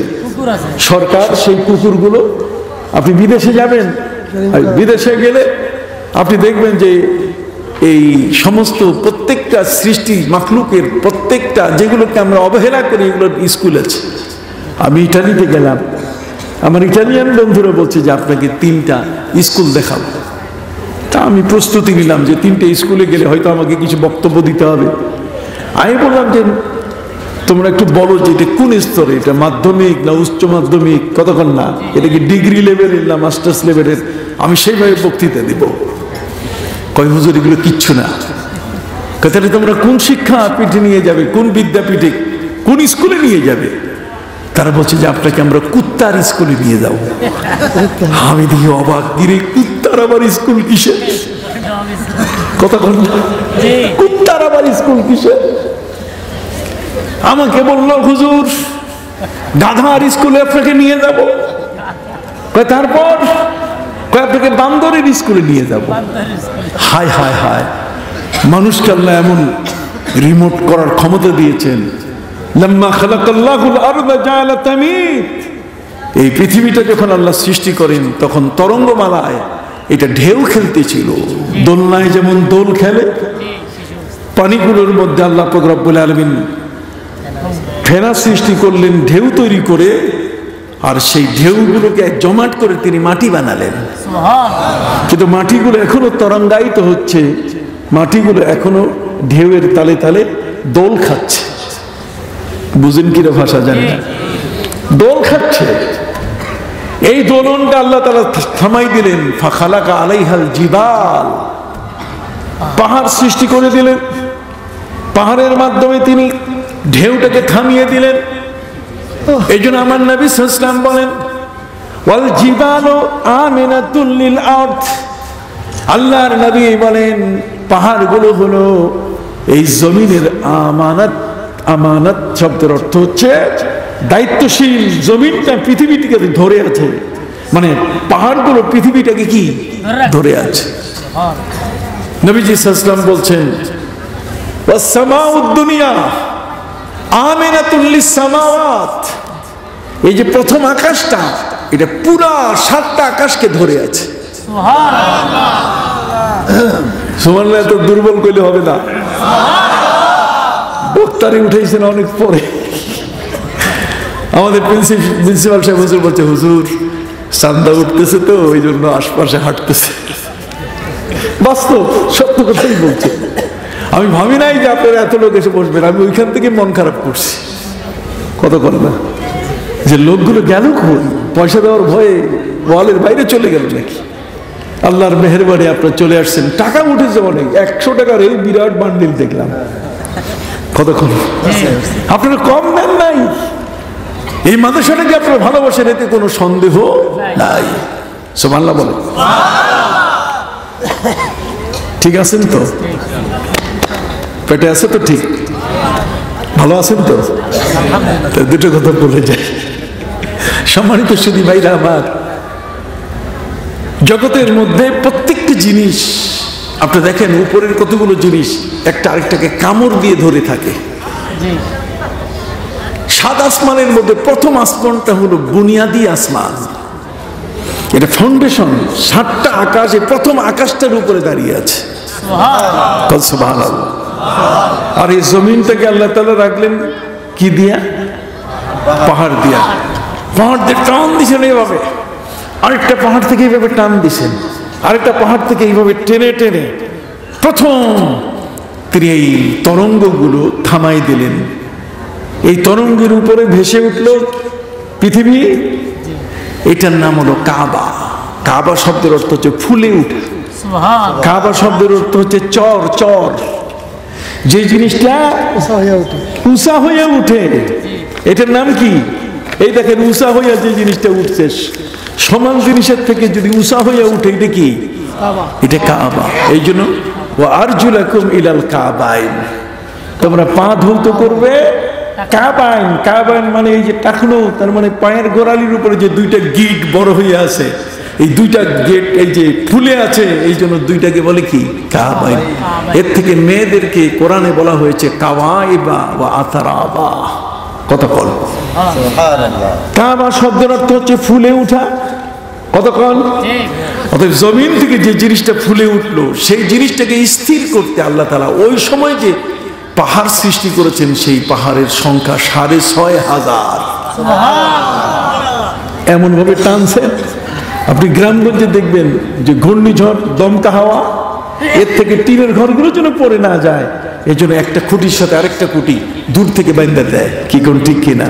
গাছের সাথে বেঁধে দেয়, যাতে এটা কোনো দমকা হাওয়ায় অথবা কোন রকম কঠিন বাতাসের ধাক্কায় যেন ঘরটা উল্টাইয়া না পড়ে, জমিনটা যেন এইভাবে না হয়। এই জন্য আল্লাহ বলছেন যে পৃথিবীর জমিনের স্থিতিশীলতা নষ্ট করার জন্য ওয়াসুইরাতিল জিবালু ফাকানাত সারাবা, সেদিন পাহাড়ের টেম্পারেচার নষ্ট করে দেওয়া হবে। পাহাড়গুলো বালুকণায়, উৎক্ষিপ্ত বালুকণার মতো ধুলা উঠতে থাকবে, পাহাড় থাকবে না। তখন পৃথিবী অস্থির হয়ে যাবে, ভেঙে চুরমার হয়ে যাবে। সম্মানিত সুধী ভাইরা আমার, আল্লাহ তাআলা যখন পৃথিবীতে এই পৃথিবীর ফুলে উঠা মাটিটাকে স্থির করার জন্য পাহাড় তৈরি করে দিলেন, আপনারা জানেন ওয়াজ, তারপরও বলি, ফেরেশতারা দেখে অবাক। ফেরেশতারা কিন্তু আলেম না, জিবরিল আমিন উনি আলেম, হযরত আজরাইল আলেম, হযরত ইসরাফিল আলেম, কতক্ষণ না, হযরত মিকাইল কি আলেম, আর বাকি ফেরেশতারা যতটুকু আল্লাহ শিখায় এর বেশি আর পারে না। ফেরেশতাদেরকে যদি জিজ্ঞেস করেন যে আপেলের কি স্বাদ একটু বলেন, তার ফ্লেভারটা বলেন, ফেরেশতারা বলবেন নামিদ আলম, কই এটা জানি না, খাই না, যেটা ওটা কি জানি না। ফেরেশতাদেরকে যদি জিজ্ঞেস করেন যে গরুর গোশতের স্বাদ কি, একটা ফেরেশতাও কইতে পারবে না, ওর গোশতই খায় না। তো গোশত না খাইলে স্বাদ কেমনে কইবে, কথা করলা, এরা কিছু খায় না। এমন একটা জাতি পৃথিবীর মধ্যে আল্লাহর ফেরেশতা, বালহুম ইবাদুম মুকরামুন লা ইয়াসুনাল্লাহ মা আমারহুম ওয়া ইয়াফআলুনা মা ইউমারুন।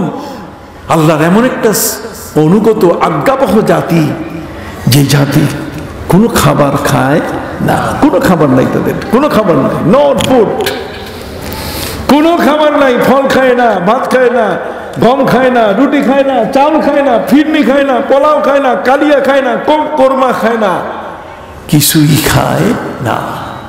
না হলে হযরতে নবী ইব্রাহিম আলাইহিস সালাম যখন 9 জন জওয়ানকে তিনি পেলেন, হাল আতাকা হাদিসু যায়ফি ইব্রাহিম, কোরআনে আল্লাহ বলছেন, হে নবী আপনার কাছে কি ইব্রাহিম আলাইহিস সালামের মেহমানদারির ঘটনা আসছে? সেটা কি?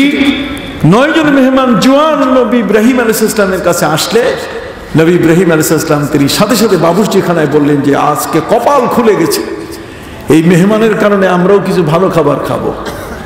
কথা করলাম, অনেকে সিমটি করে, দুধ মেহমান আসছে আবার কি, আরে না, মেহমান আসলে পোলাও খাওয়া যায়, মেহমান আসলে মুরগি কুরবানি হয়, এটা জবাই হইয়া যায়।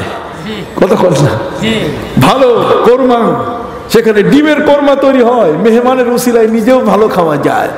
এই জন্য নবী বলছেন, মান কানা ইউমিনু বিল্লাহি ওয়াল ইয়াউমিল আখির ফালইউকরিম দাইফা। যখন যার আল্লাহর এবং আখিরাতের উপরে বিশ্বাস, তার ঘরে মেহমান আসলে সে যেন তার যত্ন করে, কারণ মেহমান আসলে বরকত বেড়ে যায়। মেহমান নিজের খাবার নিজে নিয়ে আসে, আপনি খালি বাতাস মাত্র, আপনি কি খালি বাতাসটা দিতেছেন, আসলে আর কিছু দেন না। মেহমান নিজের খাবার নিজে নিয়ে এসে, হযরত নবী ইব্রাহিম আলাইহিস সালাম বহুদিন পর 9 জন যুবক মেহমান পেয়েছেন যারা খাইতে পারে। তিনি বাবুর্চিখানায় বললেন যে তোমরা খাসি ভুনা করো, বেইজলিন হানিস, খাসি ভুনা করো, ভালো করে চাউলের রুটি বানাও, চাউলের রুটি আর খাসির ফ্রাই, খাসির ফ্রাই, কি চমৎকার খাবার, দস্তরখানে সাজানো। 9 জন মেহমানকে ডেকে বলছেন, বসেন, বসছে। বসার পরে নবী ইব্রাহিম আলাইহিস সালাম বললেন যে বিসমিল্লাহ, শুরু করেন। 9 জন মেহমানে হাসা শুরু করছে, কথা কর না, ফাউজাসা ফি নাফসিহি খিফা। হযরত নবী ইব্রাহিম আলাইহিস সালাম তিনি ভয় পেয়ে গেলেন, কিরে খাবারে বোধহয় কোনো অসুবিধা হইতেছে, এটা বোধহয় রুচি মতো হয় নাই, আছে না মেহমানের জন্য অনেক কিছু করার পরে যদি মেহমান কয় এটা কেমন হইল, তাহলে কিন্তু মেজবান কষ্ট পায়, মেজবানের মনটা খারাপ হয়ে যায়। নবী ইব্রাহিম আলাইহিস সালাম মন খারাপ করে বসলেন, তিনি বললেন কোন অসুবিধা, প্লিজ বলেন। ওরা বলছে যে আমরা তো আসমান থেকে আসছি, আমরা ফেরেশতা, মানুষের রূপ নিয়ে আসছি, আমরা আপনার এই খাসির গোশত খাইতে আসি নাই, এগুলো আমরা খাই না,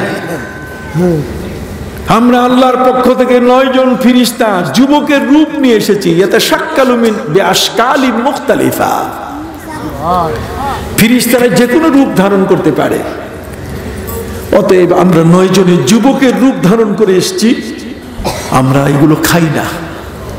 অতএব ফেরেশতারা কিন্তু খাবার দাবারে এই ভেজালে নাই, কাজে বাথরুমেও যাওয়ার দরকার নাই, কথা কোন এই খাবার নিয়ে কত ঝামেলা। খালি যদি একটা বিরিয়ানির ড্যাগ আসে তাহলে দেখেন যে কত মাতব্বর, কত করলাম মুরগার রানটা পাওয়ার জন্য মাতব্বরই শেষ নাই।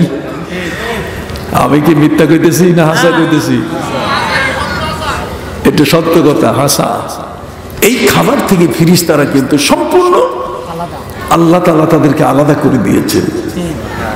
যা হোক সম্মানিত সুধী বন্ধুরা আমার, বিনয়ের সাথে আপনাদের খেদমতে আরজ করতে চাই, ফেরেশতারা অবাক হয়ে আল্লাহর কাছে জিজ্ঞাসা করলেন, প্রভু রে, তরঙ্গ মারার মধ্যে মাটিগুলো যখন দোল খাচ্ছিল, একে আপনি ঠান্ডা করলেন কি দিয়া? আল্লাহ বলছেন পাহাড় দিয়া। কয় পাহাড়ের এত বড় শক্তি? হাল মিন খালকিকা শাইউন আশাদ্দু মিন যালিক। পাথরের শক্তি এত বড়, এর চেয়েও কি বড় শক্তির কিছু আছে? যেন ফেরেশতারা জানে না। আসেন এই পাওয়ার, এটার নাম কি? পাওয়ার। এই পাওয়ারটাকে কি চমৎকার নবীজি হাদিস দিয়ে পাওয়ার ক্ষমতাটাকে কিভাবে তিনি মানুষের কাছে, উম্মতের কাছে, বিশ্বের বিজ্ঞানীদের কাছে উপস্থিত করেছেন। সুবহানাল্লাহ। এই জন্য মাদ্রাসা না পড়লে জ্ঞানই ফুটে না। মাদ্রাসা না পড়লে, কোরআন যদি না পড়ে, তারপরে যতই ফুটফাট করার ইংরেজি ঠুসঠাস কন, আপনার ভুল হবে বক্তৃতায়, আপনার বক্তৃতা শুদ্ধ হবে না, আপনার কথা শুদ্ধ হবে না। কোরআনের জ্ঞান থাকতে হবে।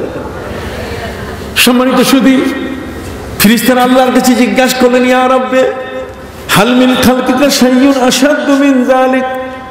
এর চেয়েও, পাহাড়ের চেয়েও শক্তিশালী কিছু আছে কিনা? আল্লাহ বলছে আছে। আল হাদিদ, লোহা। লোহা দিয়ে পাথর টুকরা টুকরা করা যায়। লোহার এত শক্তি? ফেরেশতা বলছে, ইয়া রাব্বে হাল মিন খালকিকা শাইউন আশাদ্দু মিন যালিক। লোহার চেয়েও কি শক্তিশালী আছে? আল্লাহ বলছে আছে। আগুন, লোহা যতই পাগাল লোহা হোক, কতক্ষণ না, যত ইস্পাত লোহা হোক, আগুনের কাছে গেলে মম হয়ে যায়। সুবহানাল্লাহ। ফেরেশতারা জিজ্ঞাসা করলেন, ইয়া রাব্বি হাল মিন খালকিকা শাইউন আশাদ্দু মিন যালিক। আগুনের চেয়ে শক্তিশালী আছে? আল্লাহ বলেন আছে। আল মা, পানি। আগুন নিভাই দেয় কি? পানি। আগুনের অস্তিত্ব শেষ। কি মহাসত্য কথা বলা হয়েছে কিনা? একটু সুবহানাল্লাহ জোরে কোন। পানি, পানি বিশাল শক্তিশালী আগুনের চেয়ে। ফেরেশতারা জিজ্ঞাসা করে বললেন, ইয়া রাব্বে হাল মিন খালকিকা আশাদ্দু শাইউন মিন যালিক। এর চেয়ে শক্তিশালী কিছু আছে পানির চেয়ে? আছে বাতাস। দক্ষিণা বাতাস যদি শুরু হয় তাহলে মাঝি ভয়ে নৌকা পারাপার করে না, উত্তাল তরঙ্গমালা শুরু হয়। ফেরেশতারা জিজ্ঞাসা করলো, ইয়া রাব্বি হাল মিন খালকিকা শাইউন আশাদ্দু মিন যালিক। এর চেয়েও শক্তিশালী কিছু আছে কিনা? তখন সাথে সাথে আমার নবীজি সাল্লাল্লাহু আলাইহি ওয়াসাল্লাম তিনি হাদিস বর্ণনা করছেন, আল্লাহ তাআলা ফেরেশতাদের বললেন, এই সকল শক্তির চেয়ে মহাশক্তি আমি দিয়েছি মানব জাতিকে। মানব জাতি বাতাস চোখে দেখে না, তারপরে বাতাসের কান ধরে ট্রাকের টায়ারের মধ্যে প প করে ঢুকাই দিতেছে বাতাস। দেখছেন কি বুদ্ধি? আপনি সুবহানাল্লাহ কইবেন না? আগুন, যে আগুনে শহর জ্বলে যায়, দামান হলে দেশ জ্বলে যায়, জঙ্গল জ্বলে যায়। পবিত্র কোরআন মজিদে আল্লাহ বলেন, আফারাআইতুমুন নারাল্লাতী তুরুন। আল্লাহ বলেন, তোমরা কি আগুনকে দেখো নাই? যে আগুন যখন ঊর্ধ্বগামী হয় তখন সাপের মতো ফনা নিয়ে উপরে উঠে। আমেরিকা, আমাদের প্রত্যেকটা শিক্ষা প্রতিষ্ঠানে জানুয়ারি মাস যখন আসে তখন পিকনিকে যায়। কতক্ষণ না সফর, বিভিন্ন শিক্ষা সফরে আমাদের প্রতিষ্ঠান থেকে যাওয়া হয়। আমরা শিক্ষা সফরে যাই কোথায়? কক্সবাজারে যাই, সুন্দরবন যাই, নাহলে বান্দরবন যাই, অথবা কোনো রিসোর্ট, কতক্ষণ না এই সমস্ত এলাকায় যাই, সেখানীয় জায়গাগুলোতে আমরা যাই। আর ওই শয়তানগুলো এগুলোর মাথা নষ্ট। ডারউইন তাদের মাথা নষ্ট করে দিয়েছে। ডারউইনের এই ভক্তরা শিক্ষার্থীদের শিক্ষা সফরে নিয়ে যায় আমেরিকার সেই ন্যাচারাল মিউজিয়ামে। সেখানে শিবপাঞ্জি, মানে কেমনে শিবপাঞ্জি থেকে, বানর থেকে কিভাবে আস্তে আস্তে মানুষ হচ্ছে, এখানে দেখানো আছে। ফলে তারা সেখানে দেখায় যে দেখো, আসলে তুমি বানর ছিলা, তোমার বাবা বানর ছিল, তোমার মা বানর ছিল। কথা বল। যদি বানরই হতো মানুষ, তাহলে আজকের পৃথিবীতে অন্তত ভোটের সময় আমরা কত ভোটের চাহিদা, চিড়িয়াখানা থেকে কতগুলো বানর সেখানে পড়ে আছে, এগুলোকে মানুষ বানাইয়া আমরা নিয়ে আসতে পারতাম। কি বলেন যে ভাই ভোট দরকার, ব্যালট পেপার একটু সিল দেওয়া দরকার, কি বলেন ঠিক কিনা? এগুলো সব বেঈমানি চিন্তাধারা। এই জন্য আল্লাহ তাআলা নবী এবং রাসূলকে পাঠিয়েছেন। আর এই কারণে যাতে সত্য শিক্ষাটা, সঠিক শিক্ষাটা যেন আমাদের মধ্যে বেঁচে থাকে, এই জন্য আল কোরআনকে আল্লাহ এটাকে হেফাজতের দায়িত্ব তিনি নিজেই নিয়েছেন। এই কোরআনের শিক্ষাটাকে কেউ যেন ধ্বংস করতে না পারে, এটা আল্লাহ তাআলা স্বয়ং নিজের হাফেজ হয়ে গেছেন তিনি। ওয়া ইন্না লাহু লাহাফিজুন, আল্লাহ বলেন কোরআনের শিক্ষাটা আমি আমার কাছে ধরে রেখেছি, এটা আমি কারো হাতে ছাড়ি নাই। ছেড়ে দিলেই তো এটা বেচাকেনা হয়ে যেত, বাণিজ্যিক শিক্ষা লেখাপড়া হয়ে যেত। দেখেন না ওই যে ঢাকা শহরে ব্যাংকের ছাতার মতো কত বাণিজ্যিক শিক্ষা প্রতিষ্ঠান, টাকা চাই, টাকা চাই, পয়সা চাই, পয়সা চাই, কত কিছু। যা হোক বলতেছিলাম, আল্লাহ মানুষ কেমন বুদ্ধি দিয়েছেন, আগুনের মতো এত বড় দাহন ক্ষমতাশীল, দাহ্য ক্ষমতাশীল যেটা, সেইটাকে দিয়াশালাই মেসের কাঠির মাথার মধ্যে বন্দি করে পকেটে থুয়ে দিছে। দেখছেন মানুষ কি বুদ্ধিমান, সুবহানাল্লাহ। আগুনটারে কেমন দিয়াশালাই মেস কাঠির মাথায় বন্দি করে রাখছে। কি মানুষের ক্ষমতা আল্লাহ দিয়েছেন কিনা? অবশ্যই আল্লাহ তাআলা মানুষকে সেই ক্ষমতা দিয়েছেন। সেই ক্ষমতাবান মানুষটা যেন তার জীবনের কোনো সময়কে যেন নষ্ট না করে। নবী করিম সাল্লাল্লাহু আলাইহি ওয়াসাল্লাম বলছেন, আমার উম্মতি বাইনা 60 ওয়া 70, আমার উম্মতের হায়াতের বয়স কত? 60 থেকে। এই মেসেজটা যদি না আসতো তাহলে তো কর্নেল উসমানী হয়ে যেতাম আমরা, মোষ যত আছে সব বড় কইরা নাকে তেল দিয়ে ঘুমাইতাম। কিন্তু সময় নাই, কত কন সময় নাই। ওয়াল আসরি ইন্নাল ইনসানা লাফি খুসর, সময়ের কসম, সময়ের কসম। আপনি এখান থেকে ঢাকা যান, কোন একজন রোগী অ্যাম্বুলেন্সে রাখা, আর ডাক্তার অপেক্ষা করতেছে ঢাকা মেডিকেল কলেজ হাসপাতালে, রাস্তায় প্রচন্ড জ্যাম। ডাক্তার বলছে আমি 2:30 পর্যন্ত আছি, এরপরে আমি আর নাই। আপনি 1:30টার সময়ও মহাজামের মধ্যে আপনি পড়ে আছেন, তখন আপনার মনটা চাই কি, হায় যদি হেলিকপ্টারটা হইতো তাহলে এই রুগীটাকে 2:30টার মধ্যে পৌঁছাই দিতাম। সময়ের গুরুত্ব এত বেশি, আমি কি বুঝাইতে পারছি কিনা? আল্লাহ তাআলা কত চমৎকার কথা বলছেন, ওয়াল আসরি ইন্নাল ইনসানা লাফি খুসরে। কমলাপুর স্টেশন থেকে, ঢাকা এয়ারপোর্ট থেকে যে প্লেনটা ছাড়তেছে, যে রেলগাড়িটা ছাড়তেছে 7:20-এ, আপনি এটা ধরার জন্য যদি জামে পড়েন তখন আপনার মনটা উঁচু কুচু হয়ে যাবে যে এতগুলো টাকা দিয়ে বিমানের টিকিট কাটছি, কতক্ষণ না। কাজে উড়ে গেলেও আমাকে যেতে হবে, পায়ে হেঁটে গেলেও গাড়ি ছেড়ে দিয়ে পায়ে হেঁটার দৌড় দেয়। সময়ের মূল্য কত বড়, আমাকে 7:20-এর প্লেন ধরতেই হবে, অথবা ট্রেনটা আমাকে পাইতেই হবে। সুবহানাল্লাহ। এইখানে আমরা ঠিক আছি, কিন্তু জীবনের হায়াতের 60 থেকে 70 বছরের হায়াতের একটা সময়, এখানে আমাদের হিসাব নিকাশ ঠিক নাই। অথচ সেই হিসাবটা করতেছেন হযরতে আবু বকর সিদ্দিক রাদিয়াল্লাহু তাআলা আনহু। তিনি তার কন্যা আয়েশাকে বলেন, আয়েশা রে, আজকে বারটা কি বার, মনে আছে কিনা? আজকে বার হলো কি? এরপরে তিনি বললেন, আমার জন্ম তারিখ অমুক দিন, সেই দিন থেকে আজ পর্যন্ত বলো তো দেখি আমার বয়স কত হলো। তখন হযরতে আয়েশা, আম্মা জান আয়েশা হিসাব করে দেখলেন যে আব্বা, আপনার বয়স আজকে 63 বছর পূর্ণ হইল। কত বছর? 63 বছর পূর্ণ হলো। হযরত আবু বকর সিদ্দিক রাদিয়াল্লাহু তাআলা তিনি বললেন, মা, আজকের যেহেতু 63 বছর পূর্ণ হয়েছে, আমার নবীজি 63 বছর পৃথিবীতে বেঁচে ছিলেন, আজকের দিনেই আমি পৃথিবী থেকে বিদায় হয়ে যাব। জোহরের পরে, বেলা দ্বিপ্রহরের পরে আর তোমরা আমাকে পাবে না। সুবহানাল্লাহ। হায়, আমাদের দাড়ি পাকে, তার মানে মৌতের খবর নাই। কত দাঁত ভাঙ্গা শেষ, চোখের জ্যোতি কমতে কমতে পাওয়ারফুল 1000 পাওয়ারের চশমা চোখে লাগাই, তারপর মনে করে আরে আমি তো আরো বাঁচবো। কত অথচ হযরতে ফাতিমা নবী কন্যা নবী তনয়া হযরত ফাতেমা রাদিয়াল্লাহু আনহা তিনি বলেন নবীর স্ত্রী উম্মে সালমা হযরত ফাতেমার সতীমা তিনি বলেন আম্মা জান আজকে আমি আমার নিজের গোসলটা আমার নিজের হাতে আমি নিয়ে নিচ্ছি এই গোসলটা হচ্ছে আমার মৃত্যুর গোসল নবীর মেয়ে নবীর ইন্তেকালের 6 মাস পরে তিনি আম্মা জান উম্মে সালমাকে বলছেন আমি এখন আমার জীবনের একটা গোসল নিচ্ছি নিজে নিজে আম্মা জান এই গোসলের পরে আর আমার গোসল জীবনে নেওয়া হবে না আম্মা গো আপনি দয়া করে একটা বিছানা আমার জন্য বিছায় রাখেন ওই বিছানায় শুয়ে পড়লে পরে আর কিয়ামত পর্যন্ত আমি উঠব না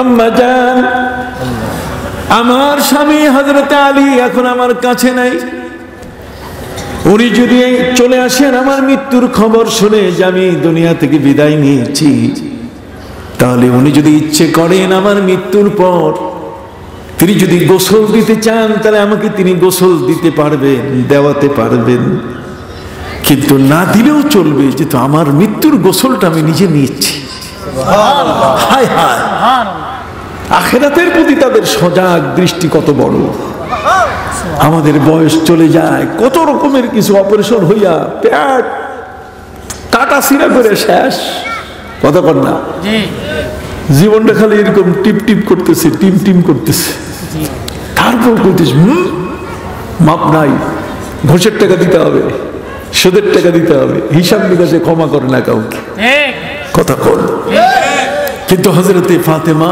খাতুনে জান্নাত উম্মু সাইয়্যিদা শাবাব আহলিল জান্নাহ হযরত ইমাম হাসান হুসাইন দুইজনের জান্নাতি সর্দারের মা যিনি তিনি জীবনের শেষ গোসলটা নিজের হাতে নিয়ে নিচ্ছেন এবং তিনি বলছেন যে আমার স্বামী যদি ফিরে আসে আমার মৃত্যুর পর হযরত আলী তাহলে তিনি ইচ্ছে করলে আমাকে গোসল দেওয়াতে পারবেন তবে না দিলেও কোনো অসুবিধা নাই সুবহানাল্লাহ মা আমি এই গোসলটা নিয়ে বিছানায় শুয়ে পড়বো আর কোনোদিন এই বিছানা থেকে উঠবো না হযরত ফাতেমা ঠিক এই কথাটি বলার পরে আরেকটা ওসিয়ত করলেন আম্মা জান উম্মে সালমা তিনি কিন্তু বেঁচে ছিলেন হযরত ইমাম হুসাইনের শাহাদাত পর্যন্ত কথা বললাম যে ইমাম হুসাইন রাদিয়াল্লাহু তাআলা তিনি যে কারবালার প্রান্তরে শহীদ হয়ে যাবেন কারবালার মাটিটা জিবরিল আমিন আমার নবীর কাছে নিয়ে গেছিলেন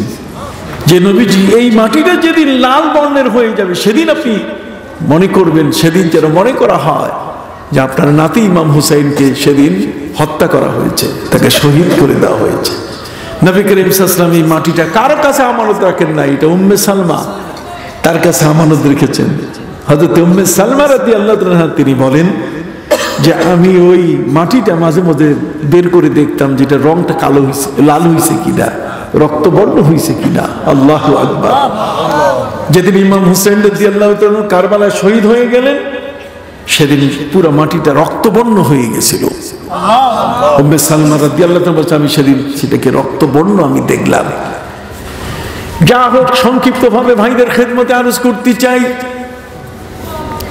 হযরত ফাতেমা তিনি বলে গেলেন আম্মা জান উম্মে সালমাকে আম্মা জান আমি মরে গেলে পরে আমার স্বামীকে আপনি বলবেন আমার লাশটা যেন রাতের বেলায় দাফন করে কিসের কোন সময় রাতের বেলায় একটু সময় একটু ঝটপট করে কর না রাতের বেলায় যেন দাফন করে জিজ্ঞেস করুন রাতের বেলায় কেন রাতের বেলায় এ কারণে যে দিনের বেলায় যদি আমার লাশটাকে কাঁধে করে নিয়ে যাওয়া হয় কবরস্থানে তাহলে মানুষ দেখে অনুমান করবে যে নবীর মেয়ে লম্বা ছিল কত বড় নবীর মেয়ের বডি কন্ডিশনটা কেমন ছিল কতক্ষণ না তার দেহটা কেমন ছিল উনি মোটা ছিলেন না উনি চিকন ছিলেন এটাও যেন কেউ না দেখে আর এখন আমার বোনেরা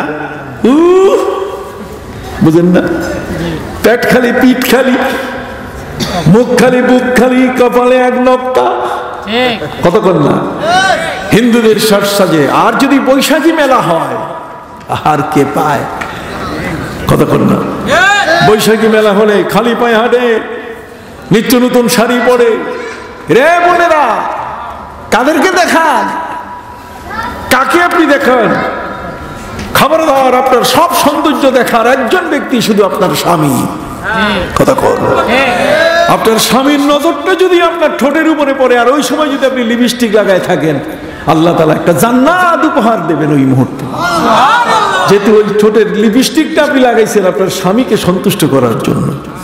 আর এখন তা না, এখন রাস্তায় হাটে, শপিং মল, কথা বুঝেন নাই, মার্কেটিং করতে গেছে।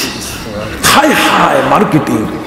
হযরতে ফাতেমা তিনি মৃত্যুর আগে আম্মাজান উম্মে সালমাকে বলে গেলেন, আম্মাজান আমার দাফনটা যেন হয় কি রাতের বেলায়। সবাই বলেন দাফন হবে কি রাতের বেলায়। নিশ্চয়ই আপনাদের এখন কষ্ট হচ্ছে, আমি অল্প সময় ছেড়ে দেব। মূল থিম যে জিনিসটা আপনাদের সামনে আমি তুলে ধরতে চেয়েছিলাম সেটা হলো মৃত্যুর খবর। হযরতে ফাতেমা বুঝতে পারলেন, মৃত্যুর খবর পাখিরা পর্যন্ত বুঝতে পারে। কে? অস্ট্রেলিয়ার আফ্রিকার জঙ্গলে একটা পাখি থাকে, যে পাখিটার নাম হলো কোকোনাস পাখি।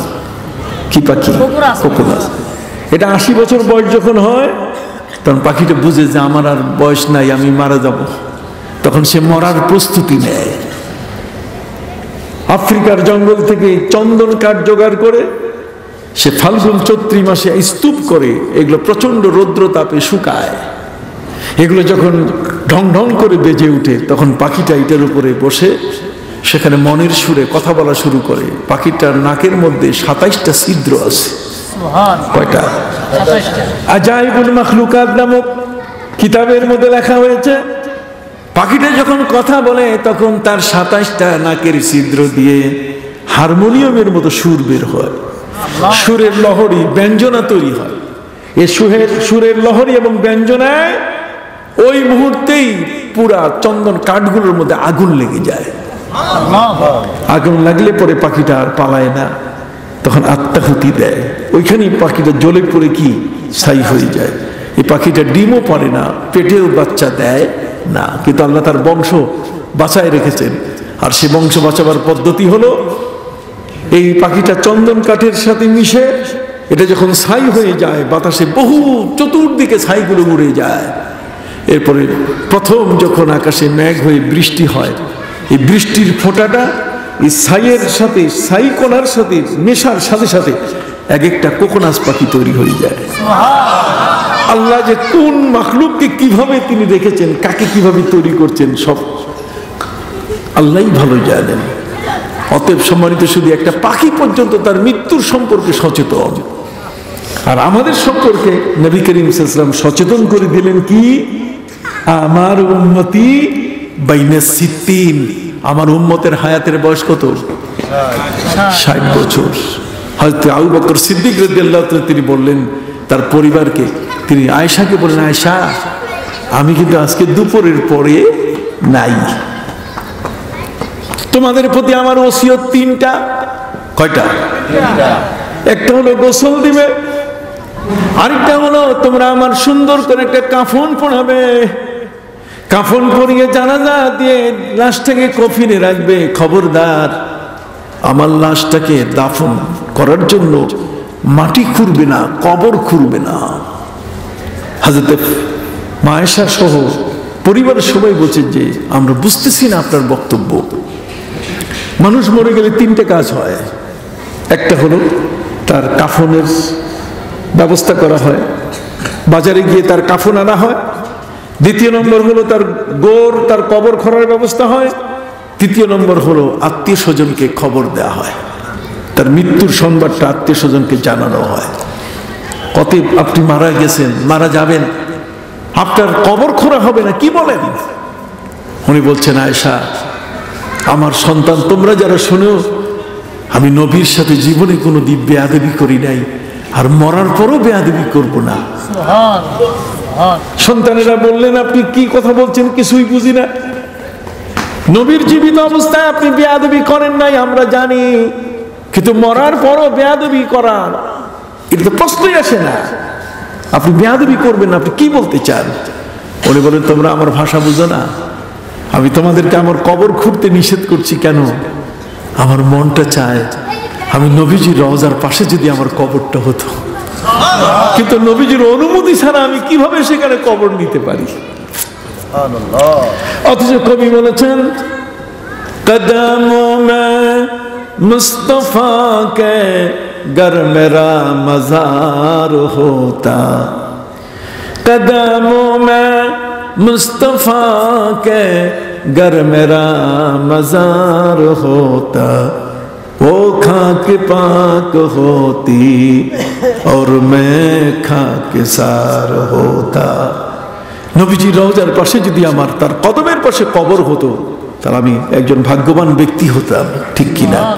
আবু বকর সিদ্দিক রাদিয়াল্লাহু তাআলা তিনি বলেন যে নবীর পাশে আমার কবর, নবীকে জিজ্ঞাসা আমি করি নাই, নবীকে জিজ্ঞাসা না করে আমি আমার কবর আমি নিতে চাই না, এটা বেয়াদবি হবে। তাহলে বুঝা গেল মরার পরও আদব আছে, মরার পরও কি আদব আছে, আবার মরার পরও ভালো কাজ করা যায়। কথা কন, মরার পরও কি? এই দুইটা উদাহরণ দিয়ে আজকের আলোচনা আমি শেষ করব।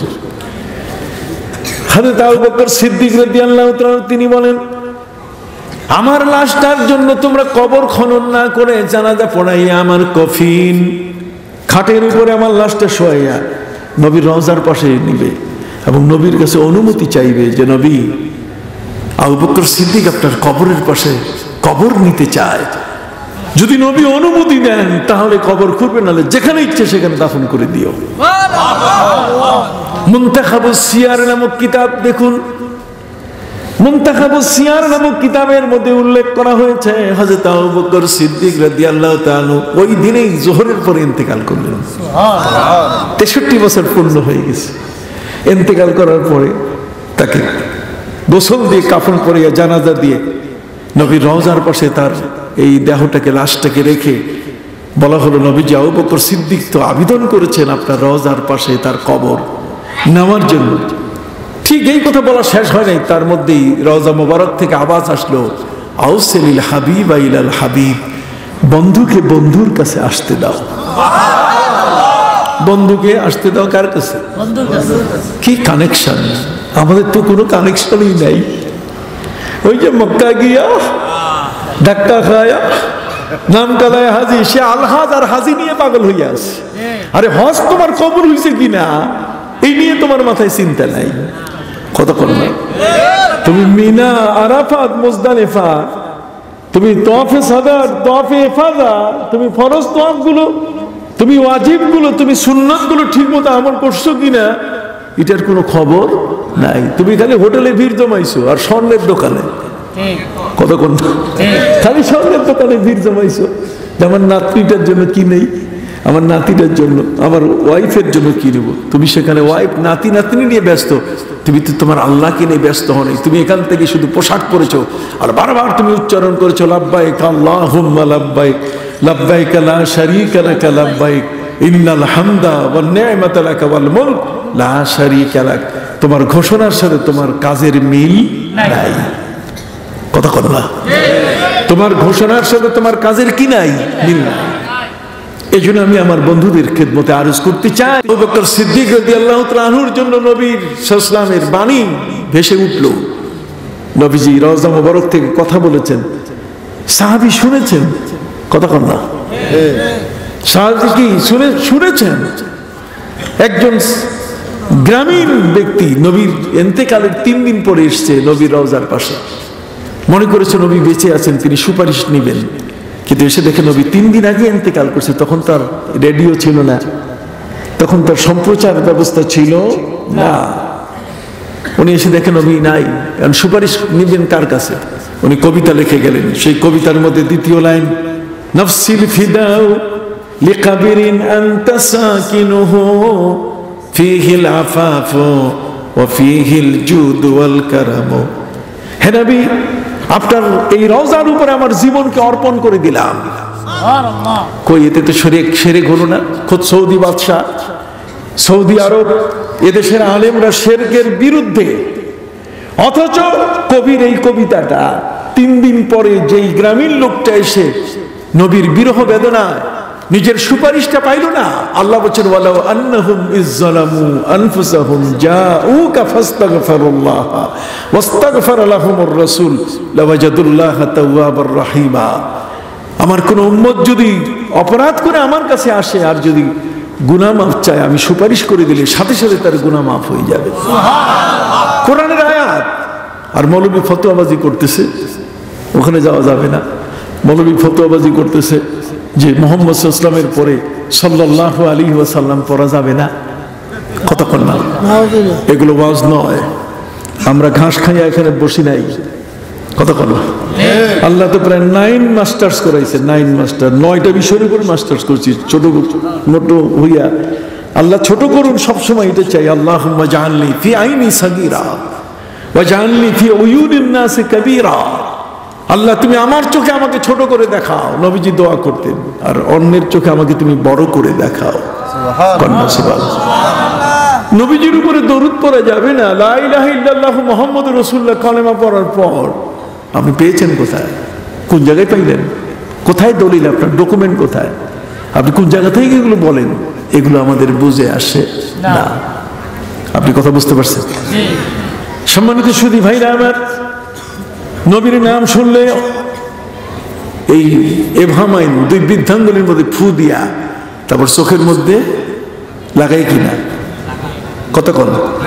আমি এর উপরে বই লিখেছি, 113 মাসলায় বিভ্রান্তির সমাধান।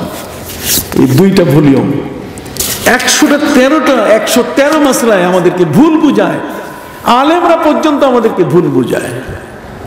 কতক্ষণ? আমি এটা বিভ্রান্তির সমাধানের কথা বলেছি।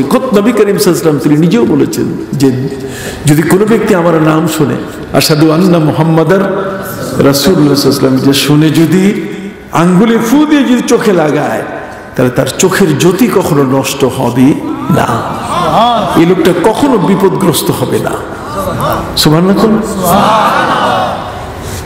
হাদিস যদি জয়ীফও হয়, কিন্তু আমলিয়াদের ক্ষেত্রে, আমলের ক্ষেত্রে জয়ীফ হাদিস আমল করতে কোনো বাধা নাই।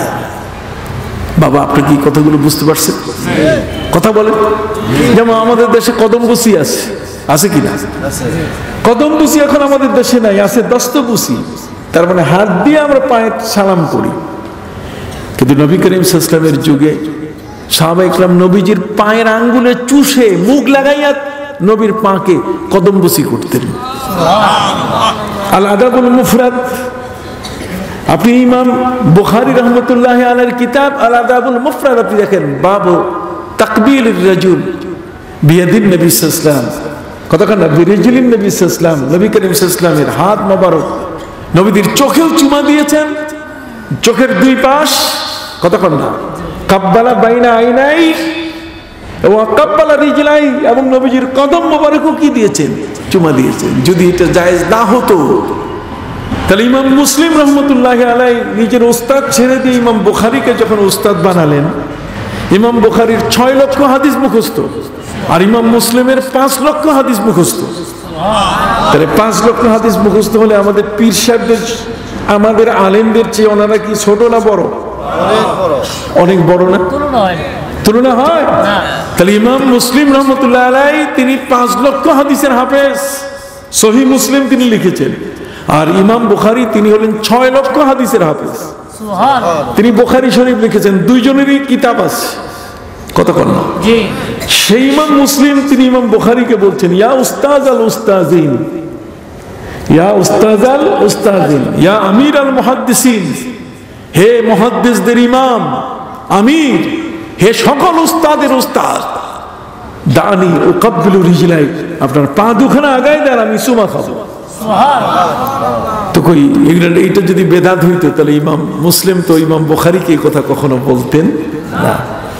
এগুলো কতগুলো কথা আমরা মনে করি, এগুলো আলোচনা করলে পরে মনে হয় লোকেরা এটা লুফে নিবে, কিন্তু এদেশে এটা খাবে না। তার কারণ এ দেশটা হচ্ছে পীর মাশায়েখ ওলিয়া উলিয়াদের তৈরি করা দেশ।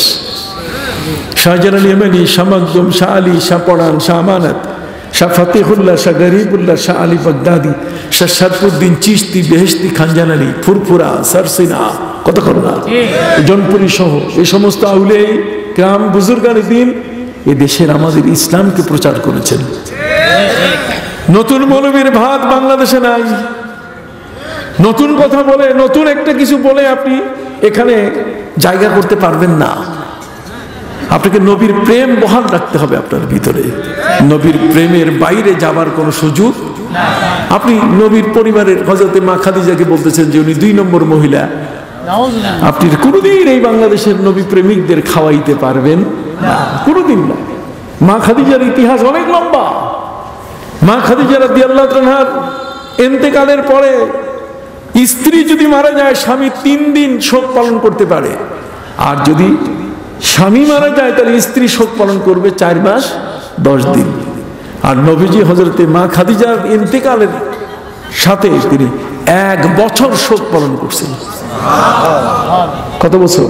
1 বছর। নবীর বিপদের সময় ইসলাম যখন টিন তখন এই মা খাদিজা অর্থ দিয়ে তিনি নবীর জন্য খাবার নিয়ে হেরা পর্বতে গেছিলেন। কি বলেন, ঠিক না? নবীজি বলছেন ফাজাম্মিলুনি ফাদাসসিরুনি, তুমি চাদর বিছায়, চাদর জড়িয়ে দাও, কম্বল জড়িয়ে দাও। লাকাত খাশিতু আলা নাফসি, আমার জীবনের উপরে ভয় হচ্ছে।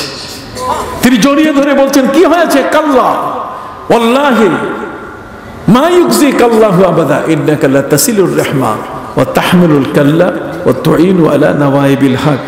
আপনি ভয় পাবেন না, লজ্জা পাবেন না, আল্লাহ আপনাকে লজ্জিত করবেন না। আপনি পর্যন্ত কারো কোনো আত্মীয়তার সম্পর্ক নষ্ট করেন নাই। আপনি যে বোঝা টানতে পারে না তার বোঝা আপনি তার বাড়িতে পৌঁছিয়ে দিয়েছেন। আপনি এতিম অনাথদের খাবারের দায়িত্ব আপনি গ্রহণ করেছেন। সুবহানাল্লাহ। অতএব সম্মানিত সুধী, শেষ কথাটি আপনাদের কাছে বলতে চাই। আজকে মাজিনা মৌজার আহমদিয়া ইসলামিয়া ফাজিল মাদ্রাসা, এখানে 3টা জিনিস। কয়টা? একটা হলো ফাজিল মাদ্রাসা, তার মানে একাডেমিক সাইটে এই মাদ্রাসাটা আল্লাহর মেহেরবানি, আমার চোখের দেখা। আজকে তো আমি নতুন নই, বহুবার আপনাদের মাঠে আমি এসেছি। কি বলেন, ঠিক কিনা? এই রূপগঞ্জের মধ্যে আমি মনে করি একটা শ্রেষ্ঠতম মাদ্রাসা। কথা বলেন। আর এই মাদ্রাসাটা সারা বাংলাদেশের মধ্যে টপ 10-এর মধ্যে। ইসলামী আরবি ইউনিভার্সিটি যেটাকে আমরা আমাদের বহু কষ্টের বিনিময় এই বাংলাদেশে প্রতিষ্ঠা করলাম, বর্তমান সরকার ইসলামী আরবি ইউনিভার্সিটি অনুমোদন দিয়েছে। বর্তমান সরকার 560টা মডেল মসজিদ করছে, যা ইতিপূর্বে এই বাংলাদেশের ইতিহাসে কোনো সরকার করে। যার যতটুকু ভালো ততটুকু বলতে বাধা আছে? কতক্ষণ না? আকিল্লিল লাওয়ামা আজিলু ওয়া ইতাবান ওয়া কুলি ইন আসাবতু লাকাদ আসাবা। কথা বুঝতে পারছেন? তার মানে এক প্রেমিক তার প্রেমিকাকে বলছে যে তুমি শুধু আমারে গালি দিতেছো, তুমি আমার কিছু ভালো গুণও আছে ওগুলোও বলো। তাহলে মানুষ আমার বদনাম আর ভালো গুণ দুইটাকে বিচার করে তারপর সিদ্ধান্ত নিবে। কি বলেন, ঠিক কিনা? খালি একতরফা গালি দিতেছে, একতরফা গালি দিতেছে, আমার ভালো গুণটাও বলো। আকিল্লিল লাওয়ামা আজিলু ওয়া ইতাবান ওয়া কুলি ইন আসাবতু লাকাদ আসাবান। এর তানবিন, নাকের মধ্যে যে আওয়াজ আসতেছে, এইটার উপরে একটা আরবি কায়দা আছে, কায়দার উপরে কবিতাটা। এটা বাচ্চারা, ওই বাচ্চাটা জানে, বুঝে। যা হোক, এখানে 3টে জিনিস। একটা হলো এতিমখানা, তার মানে দারুল আইতাম। আপনি জানেন এতিমদের বাপ নাই মা নাই, যাদের মা হারালে কিন্তু এতিম হয় না, বাপ হারালে কি হয়? নবীজি মায়ের পেটে থাকতে অবস্থায় তিনি বাপকে হারিয়েছেন। এই জন্য আল্লাহ বলছেন আলাম ইয়াজিদিকা ইয়াতীমান ফাআওয়া, নবী এতিম হয়েছেন। সেই নবী বুঝেন যে একটা এতিম, তার জীবনের দুঃখ কত, দুঃখের পাহাড় কত উঁচা, কত কন্যা, তার হিমালয় কত, দুঃখের হিমালয় কত বড়। সেই এতিমদের জন্য নবী করিম সাল্লাল্লাহু আলাইহি ওয়াসাল্লাম তাদেরকে টোকাই হতে দেন নাই, তাদেরকে ছিন্নমূল হতে দেন নাই। তিনি মদিনা মুনাওয়ারায় তাদের জন্য এতিমখানা খুলেছেন। পৃথিবীর মধ্যে সবচেয়ে প্রথম, সর্বপ্রথম এতিমখানা এই দুস্থ শিশুদের, অনাথ শিশুদের, বাপহারা মাহারা শিশুদের জন্য নবীজি তাদের অভিভাবক হয়েছেন। মদিনায় ছোট ছোট শিশুরা নবীর এতিমখানায় ভর্তি হলো। ইহুদি খ্রিস্টানরা চক্রান্ত শুরু করলো যে মুহাম্মদ সাল্লাল্লাহু আলাইহি ওয়াসাল্লাম ছোট ছোট শিশুদেরকে কষ্ট দিচ্ছেন, উনি তাদের কাছ থেকে শ্রম নিচ্ছেন। শিশু শ্রম এটা অবৈধ, কাজে এখান থেকে যদি আমরা কিছু শিশু চুরি করতে পারি এতিম, তাহলে ওদের রিপোর্ট দিয়ে গোটা বিশ্বকে কাঁপায় তুলবো যে মুহাম্মদের পক্ষে যাওয়া যাবে না। ওরা 9 জন এতিম চুরি করছে। কয়জন?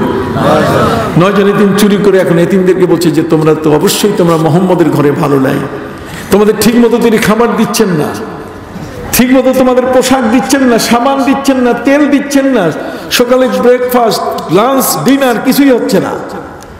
শিশুরা কি উত্তর দিচ্ছে জানেন?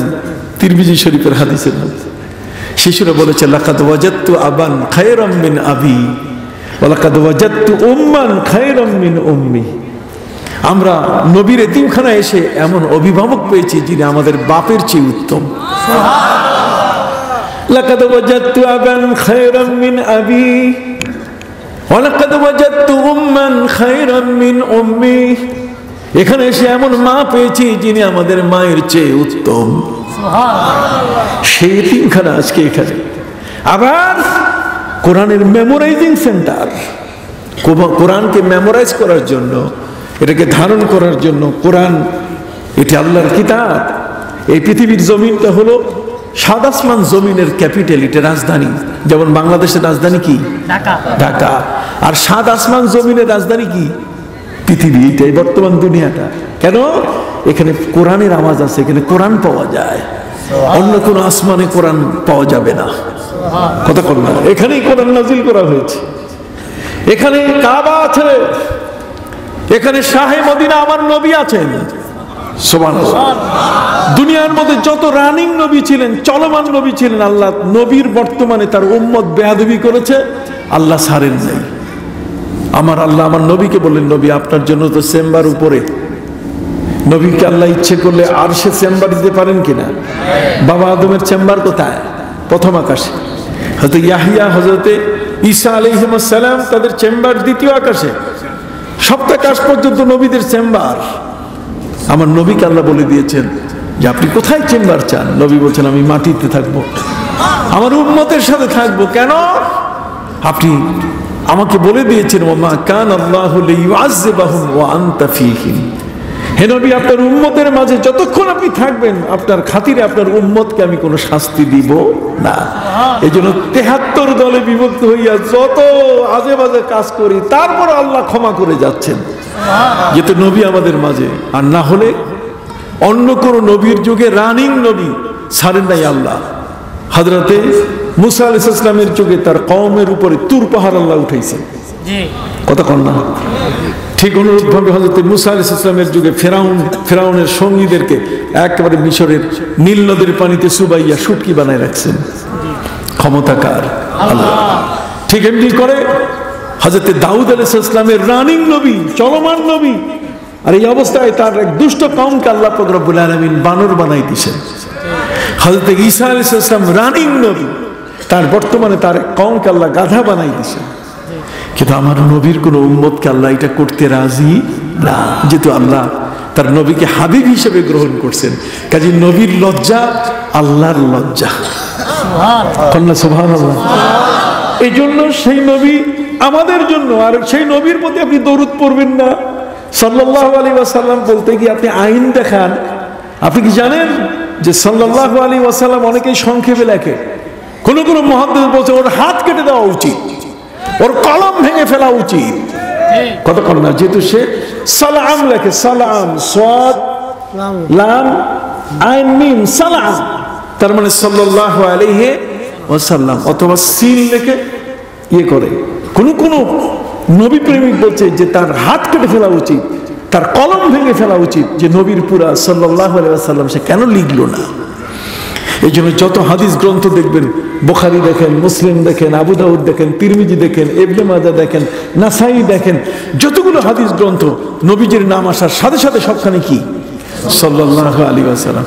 আর আপনি কথা বলে যান, বক্তব্য দিয়ে যান যে সাল্লাল্লাহু আলাইহি ওয়াসাল্লাম অমুক কলেমার পরে পড়া যাবে না। এগুলো নিতান্ত জ্ঞানের দৈন্যতা। এই জন্য সবার ওয়াজ শুনে সব সিদ্ধান্ত একসাথে নেওয়া যাবে না। আলা কুল্লি জি ইলমিন আলিমুন। জাননেওয়ালার উপরে কি আছে? জাননেওয়ালা। এই নবীর প্রতি ভালোবাসা তৈরি করতে এই মাদ্রাসা, এই এতিমখানা, এই মসজিদ, এই সমাজ, 4.5 লক্ষ মসজিদে আজান হচ্ছে, লক্ষ লক্ষ মাদ্রাসা, আলেম ওলামা। পৃথিবীর মধ্যে একটা পরিবারে একই সাথে এত আলেম থাকে আর জগতের কোনো, পৃথিবীতে কোনো দেশে নাই, যেটা বাংলাদেশে আছে। সেই হিসাবে মাজিনা মৌজার আহমদিয়া ফাজিল মাদ্রাসা একাডেমিক দিক থেকে এই প্রতিষ্ঠানটি আল্লাহ যেন কামিল স্তরে পৌঁছিয়ে দেন, এরা যেন কামিল মাদ্রাসা, আমি যেন আমার হায়াতে দেখে যেতে পারি যে এখানে বুখারী শরীফ পড়া হচ্ছে, আমি হায়াতে দেখে যেতে পারি যে এখানে তিরমিজি, ইবনে মাজাহ, সিয়াসেত্তার হাদিস।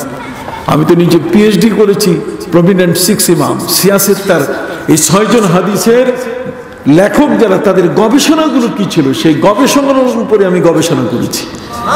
এইটার উপরে আমার থিসিস এসছে, 676 পৃষ্ঠার থিসিস। এটা আলিগড় ইউনিভার্সিটিতে পাঠানো হয়েছে, সর্বোচ্চ নম্বর তারা আমাকে দিয়েছে। কতক্ষণ! তো এই জন্য আপনাদের খেদমতে আরজ করতে চাই, এই প্রতিষ্ঠানটি, এটা দেখুন, এটা জীবনে কোনোদিন বেচা কিনা হবে না, এর কোনোদিন কেউ এটা বিক্রি করবে না, কেউ নিবেও না, এটা মাদ্রাসা।